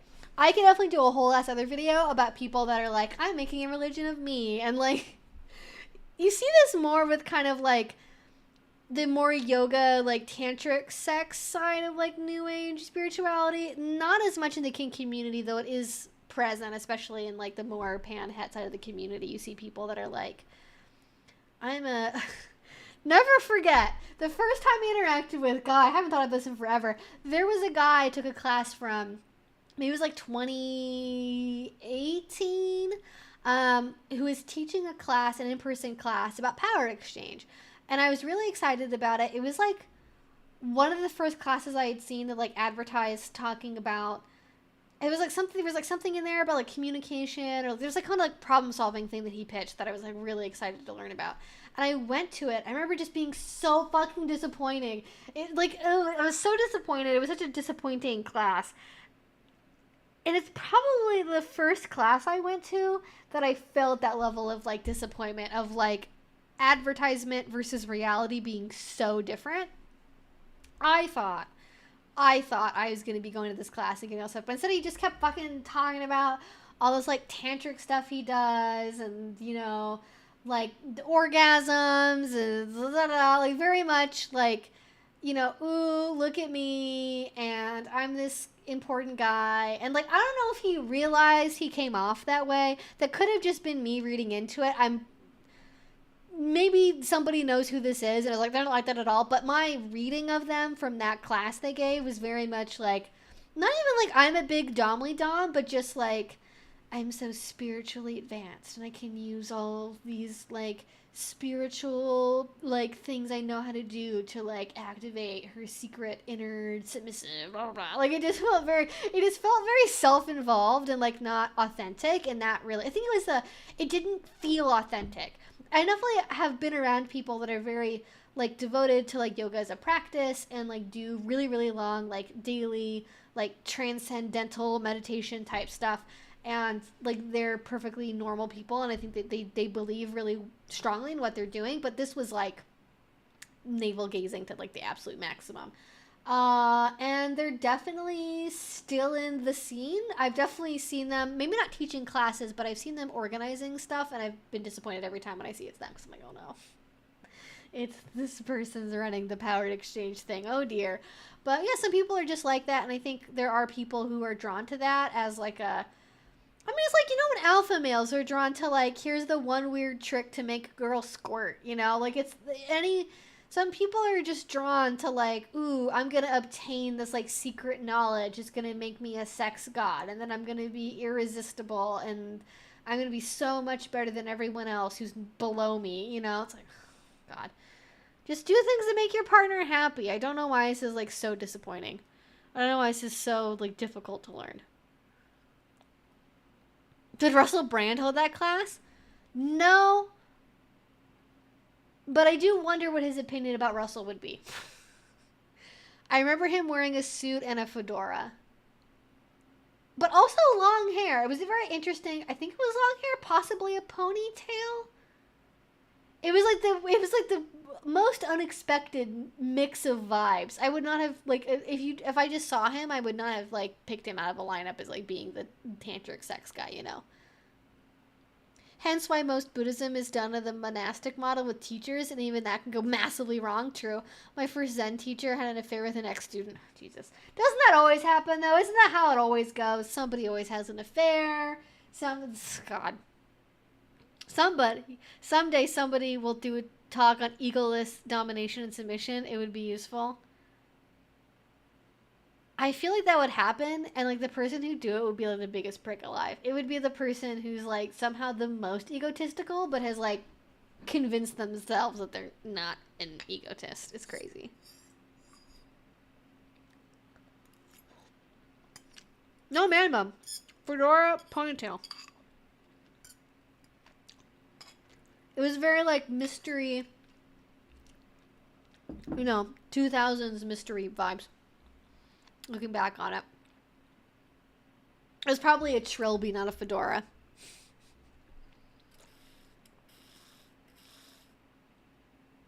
Oh, don't worry. We're talking about Alpha Dom.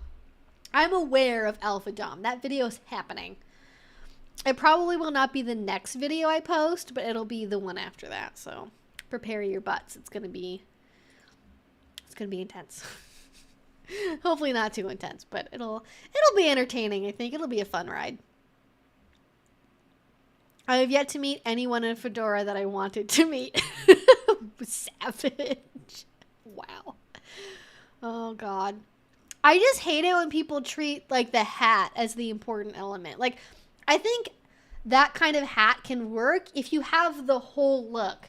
But if you're wearing a trilby or a fedora or a fucking corncob pipe with a top hat, you know, whatever. If you're wearing any of that shit and don't have the full look together, it fucking looks weird. Do not wear the super ultra fitted, modern, sports coat with like the sneaks and like the slim cut trouser pants and like pop a fedora on top of that and be like, this is the look, you know? Like, classic silhouettes, okay? Classic silhouettes. Get a nice suit. Fucking listen to what Dye Workwear has to say on Twitter and you'll be good, alright? That's all you need to know. Broke one trick to make her squirt. Woke one trick to make him squirt. Male squirting. Oh my god. They would lose their minds if they saw that. They would be like, that feels like the kind of thing where like when alpha males have debates about how many holes a woman has. I don't know why it has the same flavor as that for some reason. Actually, I'm extremely on both for sure. It's exactly that. There's a fundamental contraction there, helping people from an egoless perspective as an act of ego, but ego isn't bad, just one side of the story, yeah. Maybe you just do it, but then you have someone, like, beat you over the head after every paragraph, you know, just to, like, humble you a little bit. You just have someone slap you and tell you that you're stupid, just to make up for it. Maybe that's how you equalize it there. More men in bowler hats. True. So judgmental, I don't disagree, though. Okay, I'm just giving it, listen, I'm not gonna, like, not talk to you if you dress like an idiot, but I'm saying, if you want to pull off the look, you're not pulling it off. Like, you're not pulling it off if you're wearing a suit that's 2 sizes too small. You're not pulling it off if you're wearing, you know, pants that are like 3 inches too long and a sport jacket that's 3 inches too short. All right, you're just not like, if you're gonna tell me that you're some fucking bigwig guy who's super important and that I should listen to and like pay money to, sell the whole image, all right? Like, it's okay if you're just wearing a t-shirt or a polo, that's fine. But if you're gonna make me, if you're trying to sell me on the fact that you're a suit guy and you're a big fancy professional, don't wear the Skechers, all right? Don't put away the sneaks, all right? You're not at the gym, it's okay.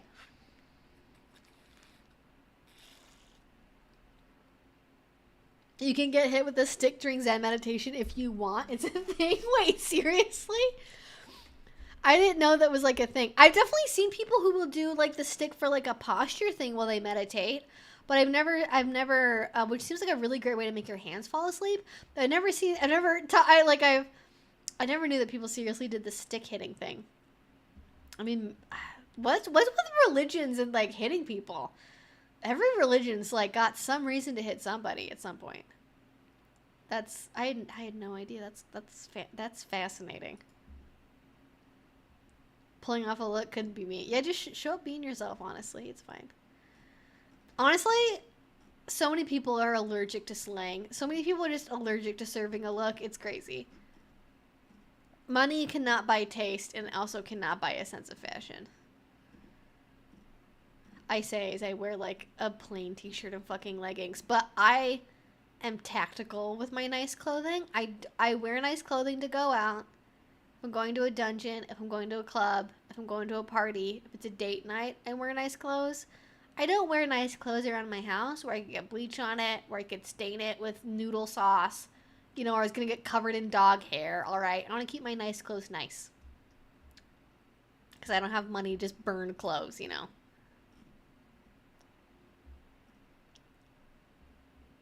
Bringing the Reformation full circle and having a central, powerful organization. Yeah, that is true. There is this has to be made up. Presiding bisphoric, but that is, again, more of an admin role with pay and benefits. Wow. I had no idea. That sounds like a made-up word, though. I believe you, but also it sounds made up.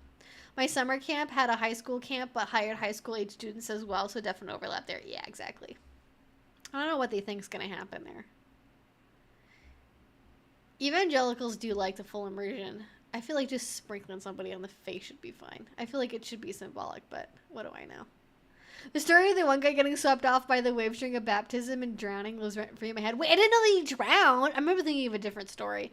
I've definitely seen videos of people that, like, baptisms gone wrong. I just feel like there's a reason why we don't do that shit anymore. Like, come on. You're not John the Baptist. Calm down. Just fucking do it. Do it at church like a regular person. It's alright.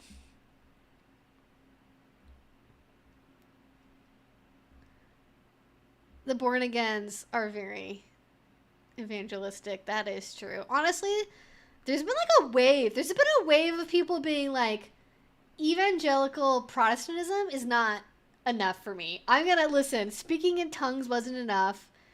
Charismatic Calvinism or whatever the fuck, not enough for me anymore.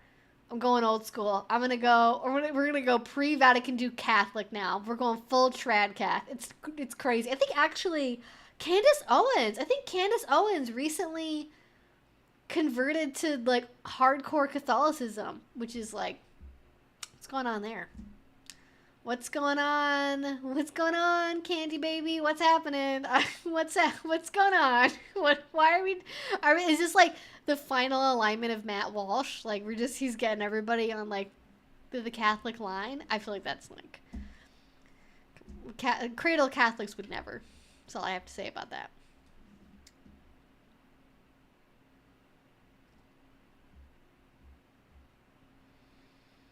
My own ex, who actually is not into BDSM lifestyle, is extremely dangerous and has a dom because it's not safe for any woman. Okay. I don't know what to make of that. I can't believe Omegle got shut down? It did? When did that happen? Omegla. Oh my god! It did get shut down. Wait, oh my god, there's like a whole like obituary fucking like story of why this happens.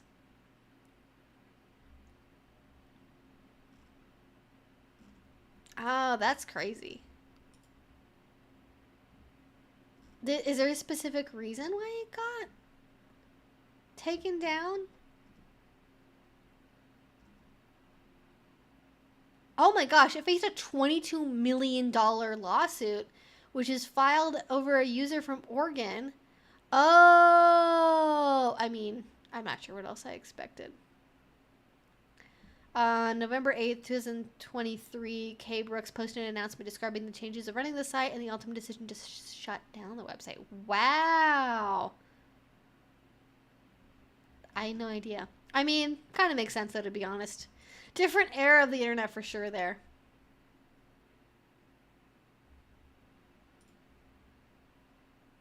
I'd say RIP, but I don't really think I miss it. Then what is it that people are using? I know there's people on like Kink and stuff who are doing like wild streams. I guess maybe they did them pre the website getting shut down. But I thought I remember hearing about people that were doing like, they were like convincing women to do like sexy stuff on camera for like an audience on Kink without realizing they were being broadcast. I thought that was on Omegle. Is there another website? I mean, I guess, you know, kind of whack-a-mole with websites like that. I'm sure another one will take its place soon enough.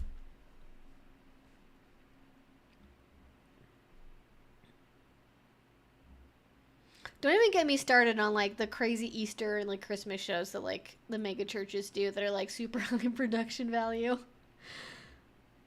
Those are just next level. Those are just something else. Imagine seeing that and being like, I'm so happy that all of my preciously donated money, my hard-earned money from my second job I work, has been used to make a laser light show one time for an Easter production that will never be seen again.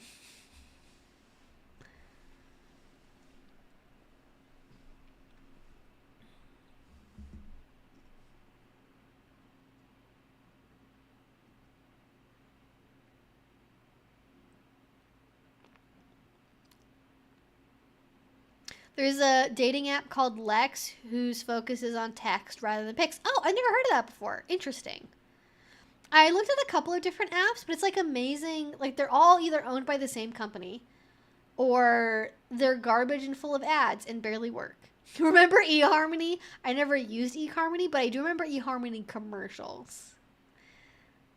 I remember Farmers Only. That's my favorite one. Farmers Only had the best ads. Don't lie, you saw him. You know what I'm talking about. eHarmony rejected me the first time? Wait, there was an application process for eHarmony? I had no idea.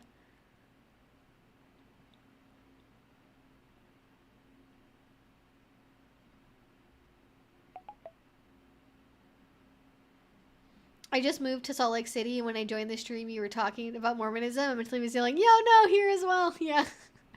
Yep. Called you out. Sorry. Hellsing roleplay is both religious and vampire play. Might be perfect for some people. Oh my god, Castlevania roleplay? I mean, that's not really that religious, but like it's kind of religious. I mean, most vampire stuff is at least kind of religious. Alright, let me like put that in there. Vampires, religious roleplay, kinda, and then... Yeah, there we go. Put some notes in there. All kinds of options. Just don't sneeze while wearing a heretic's fork. Yep, this is good to keep in mind.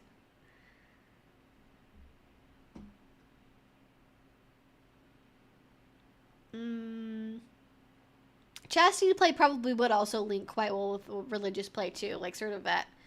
Either from like a celibacy standpoint or from a like saving yourself for marriage. Like yeah, there's a lot of chastity happening in religious roleplay for sure. The whole Spanish Inquisition thing seems like it could be good kink fodder. Honestly, I'm amazed I don't see more like Spanish Inquisition style torture stuff happening. It's definitely an untapped market, that's for sure. Castlevania roleplay, I feel like I need this in my life, yeah. Let's go with the VeggieTales roleplay. No. No. The VeggieTales. Oh my goodness. Oh god. No, no, no, no, no. No. Oh gosh. I went through the whole spectrum of emotions thinking about that.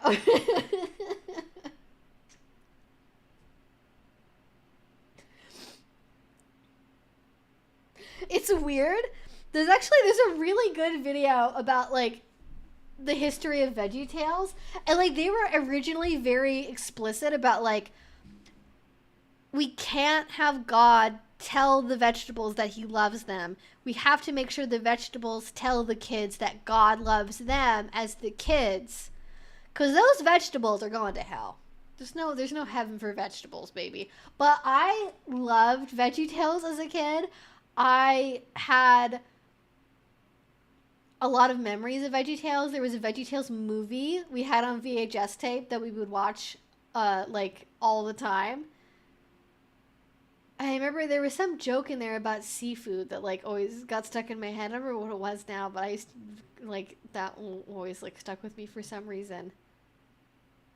Oh, I remember what it was. Sifu. Is it like tofu but saltier? Like that's, I don't remember. I think looking back on it, I didn't get why that was a joke as a kid, but thinking about it as an adult in this exact moment right now, I'm realizing it's because they would not know that like seafood would not mean crabs and like fish in the VeggieTales world. The only analogy they would have for it would be like literally have to know, is it like tofu only saltier because it's like seaweed. That was the joke. Wow, VeggieTales fucking got me good.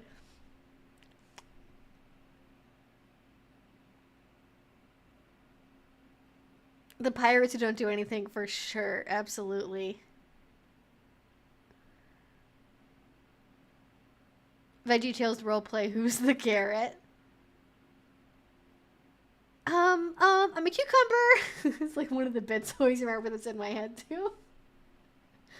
Oh gosh, so many lessons in there, so many moral quandaries.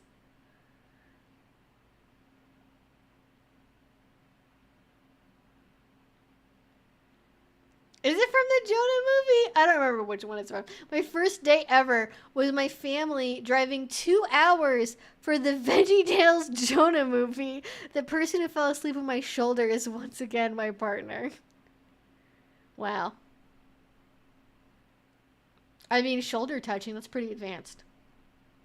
I watched that movie religiously as a kid. I don't remember, like, I think if I watched it, I'd have, like, a bunch of memory flashbacks to be like, oh, yeah, that's it, that's the song, but I don't really remember it that much now.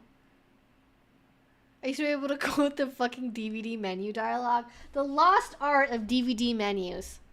Oh, shit, we have, like, 5 minutes left. Okay, wait.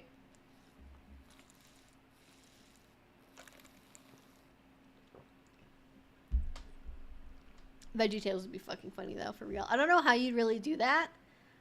I feel like something with Zentai suits, maybe. I don't really have any thoughts beyond that.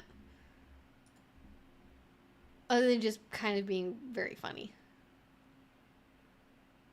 Like, maybe the VeggieTales... Maybe it's like the VeggieTales, like, vegetables, but they're doing something... Like, they're doing one of the Bible stories that, like, they explicitly avoided doing. Like, you know, the Bible story where, like... I don't know. Like, any of the Old Testament shit, really, I guess. Anything where Jesus, like, punishes something by, like, setting it on fire. Or, like, destroying it. Or cursing it. Probably any of those. Lots of fodder there, for sure. Tired. Cognitive behavioral therapy jokes. Wired. Compulsory basic training for motorbikes jokes. There you go. That's how you get it. There you go. Catholic boarding school roleplay, definitely a big thing for sure. Oh, yeah. Lots of awakenings there. You can start trying CBT with some little sack taps. It doesn't take much to get some pain there and see how you feel about it. Yeah, or maybe just pleasurable. Like, a lot of people like fondling and, like, light squeezing and stuff and kind of, like... You know how people do, like, the hand trick stuff with, like, 2 balls? You can also do that with other balls. You know what I mean? Kinda. Maybe not all of them, but the general principle of it, yeah.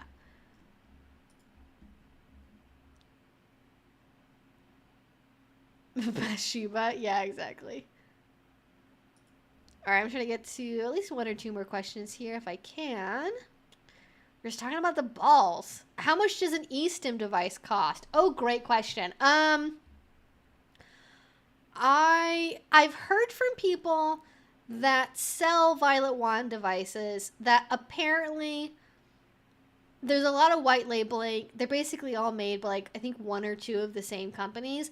And so there's not necessarily a quality difference in the hardware of a lot of the Violet Wand devices on the market. So that's like Violet Wands, which is not really eStim, but just put that out there. eStim devices, you can get like a made for physical therapy 10s unit type device for relatively cheap on Amazon, like maybe under $30. If you're getting a really fancy power box with like more features, you know, higher maximum intensity level, more adjustments, ones that can link to like sound, for example, where like it'll pulse like to a beat of music or something. Those ones are going to run you at least probably a couple $100. I'm not actually, I looked this up recently actually, and I was like shocked by how expensive they were. The one that I used to play with, like the one that's actually like the branded like eStim system, the like Series 2B power box is I think like $300 or $400. Oh wow, it's yeah, it's $445. And I think you can get cheaper like intro level ones from that same company for like $150, $200. But they're usually pretty spendy. I mean, it's like, you know, the price of a good flogger, more or less. You know, kind of as an entry point there, for sure. Or like a good whip too. I mean, it's comparable to a lot of like, you know, similarly, you know, kind of higher end kink devices. So there you go. They can be expensive, but you can also get things that are like similar-ish, that are a little bit less spendy. Oh my god, conductive urethral sounds. That's if you want to be really fucking mean. They make conductive loops you can put on the balls. Wow. Somebody loves that. Somebody out there, their favorite kink is having their balls conducted. That's like, I always think about that. I'm like, whenever I think of a weird kink, I have to recognize that is somebody's favorite kink. No matter how weird it is, no matter how off the wall it seems, that is someone's capital K kink.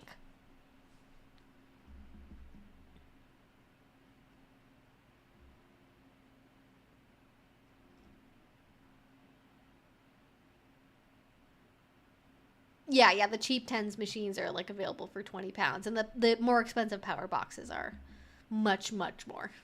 Certainly something for every budget. I think I've said before in videos they're spendy, but that's because I was thinking about like the made for kink specific power boxes, not like kinkifying a physical therapy device.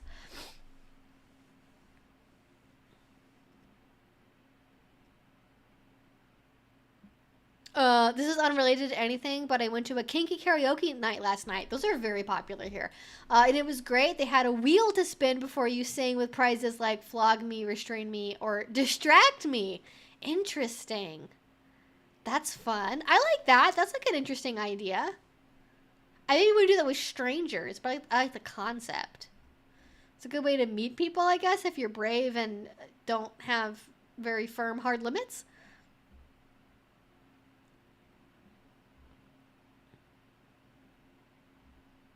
I'm now imagining some kinkster doing linguistic research in the book of Genesis to see if the snake is indeed a snake. Yeah, you always get people that are like reinventing the Bible and are like, oh, did you know that this translation is actually a mistranslation of the Greek of the Hebrew of the blah blah blah? It's like every week somebody reinvents the field of theology for the first time. Almost as often as people reinvent philosophy. It must be very annoying to work in that field.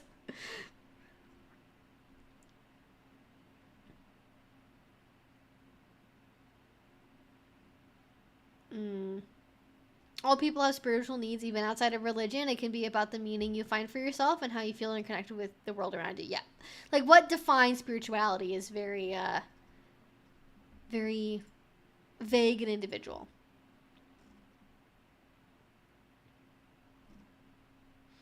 And there was, like, one question I saw that I did not...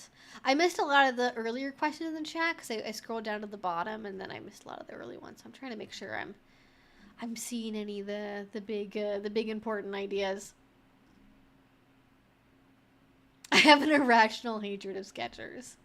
They're just ugly. I just hate them because they're ugly. I'm just a hater because, I mean, why wouldn't I be? For that.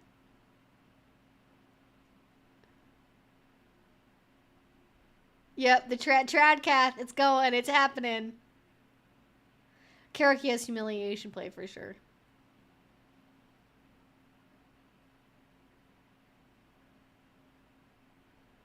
Philosopher here is actually fun. Well, I'm glad that you're laughing at it. I'm glad that you're at that stage of just laughing at it. You think that's bad? You should see the, I don't know what that is. Gematria crowd and what they do with numerology. That sounds like I don't even know what that is, and that sounds bad. That just makes me think of, the Da Vinci Code. I don't know if that's actually related at all. I've been meaning to hook up my cheap tens unit to a Raspberry Pi to give it fun programming possibilities. There you go. Not that you're working smarter and harder there.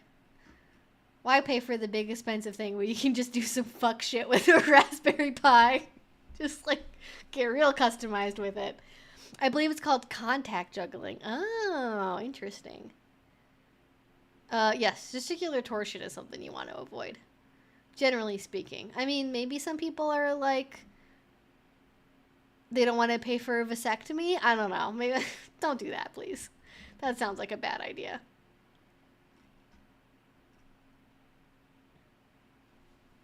There was a Christian Hamilton? No. The first Hamilton was enough. I don't need to have a Christian Hamilton. That sounds... Are you talking about Liberty Kids? Wait, are we talking about Liberty Kids? Because, like, That I love that show as a kid. I love that, and there was also a book series too that were like was like the Magic Treehouse books. It was a book series about kids that would like travel back to different points in time of like American history. I fucking love those books. Those were like, but then also there was like stuff with like Minerva and fucking like I don't know. There was like some stuff with wizards in there too. It was very mixed up. I don't think it was even just American history. I think it was. I remember it mostly being American history. The books that I read. Definitely did not read all of them for sure.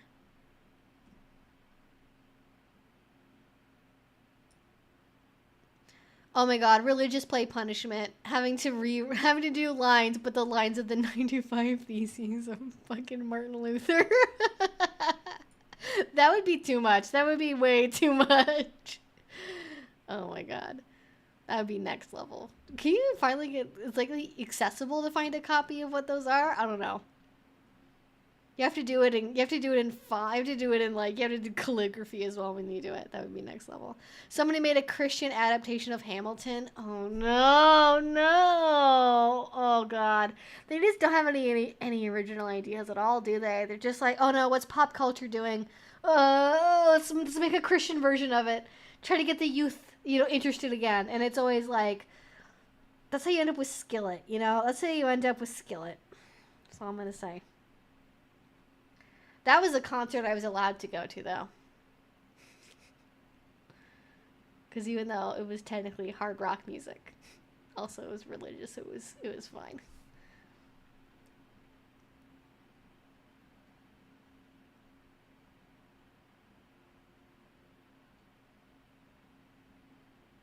Okay, yeah. I think if it's more like if it's a smaller community where it's like people that's like way more comfy for sure.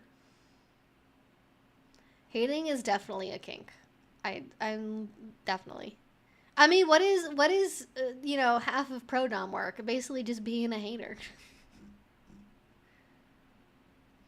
All right, I know I've missed some questions, but I can't find them because I went too far in the chat, and now we're just talking about Hamilton. But also, I thought about Liberty Kids, and that was fun.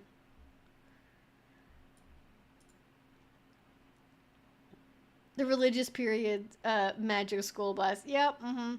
Oh my god. Don't give anyone any ideas. MAGA treehouse books? No. No. It's going to happen now. It's going to happen. All right. I got to go. I got to get back to do some writing about religious play again. So thank you all so much for hanging out with me on this Friday evening, as well as with my pup Reno. Many, many interesting and fun things are in the works. I'm doing a class with Shebop on the 26th. I'm working on lots of stuff, so watch out for that. It will be coming soon. Yeah, I don't want to say too much because I'm hoping my vision, my goal, my plan is to suddenly do a bunch of new shit all at once and like to blow everyone's mind and be like, look at all this cool new stuff I'm doing. And just kind of have like a comprehensive overhaul of stuff. But we'll see. We'll see.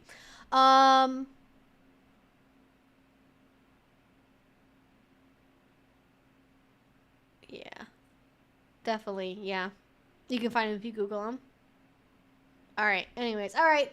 Bendita's snoozing. I gotta get her dinner and all that good stuff. Have a safe weekend. Drink some water. And I will talk to you again very soon. Bye. See, Bendita knows. Bendita knows it's time to go. Yes. Hi, my baby. Oh. I'm gonna linger for just a moment. She's waiting. She knew. She's like, that's the signal. Oh, we got a nice yawn. Hi, my baby. Are you ready to go outside and have some dinner? I bet you are. Good girl.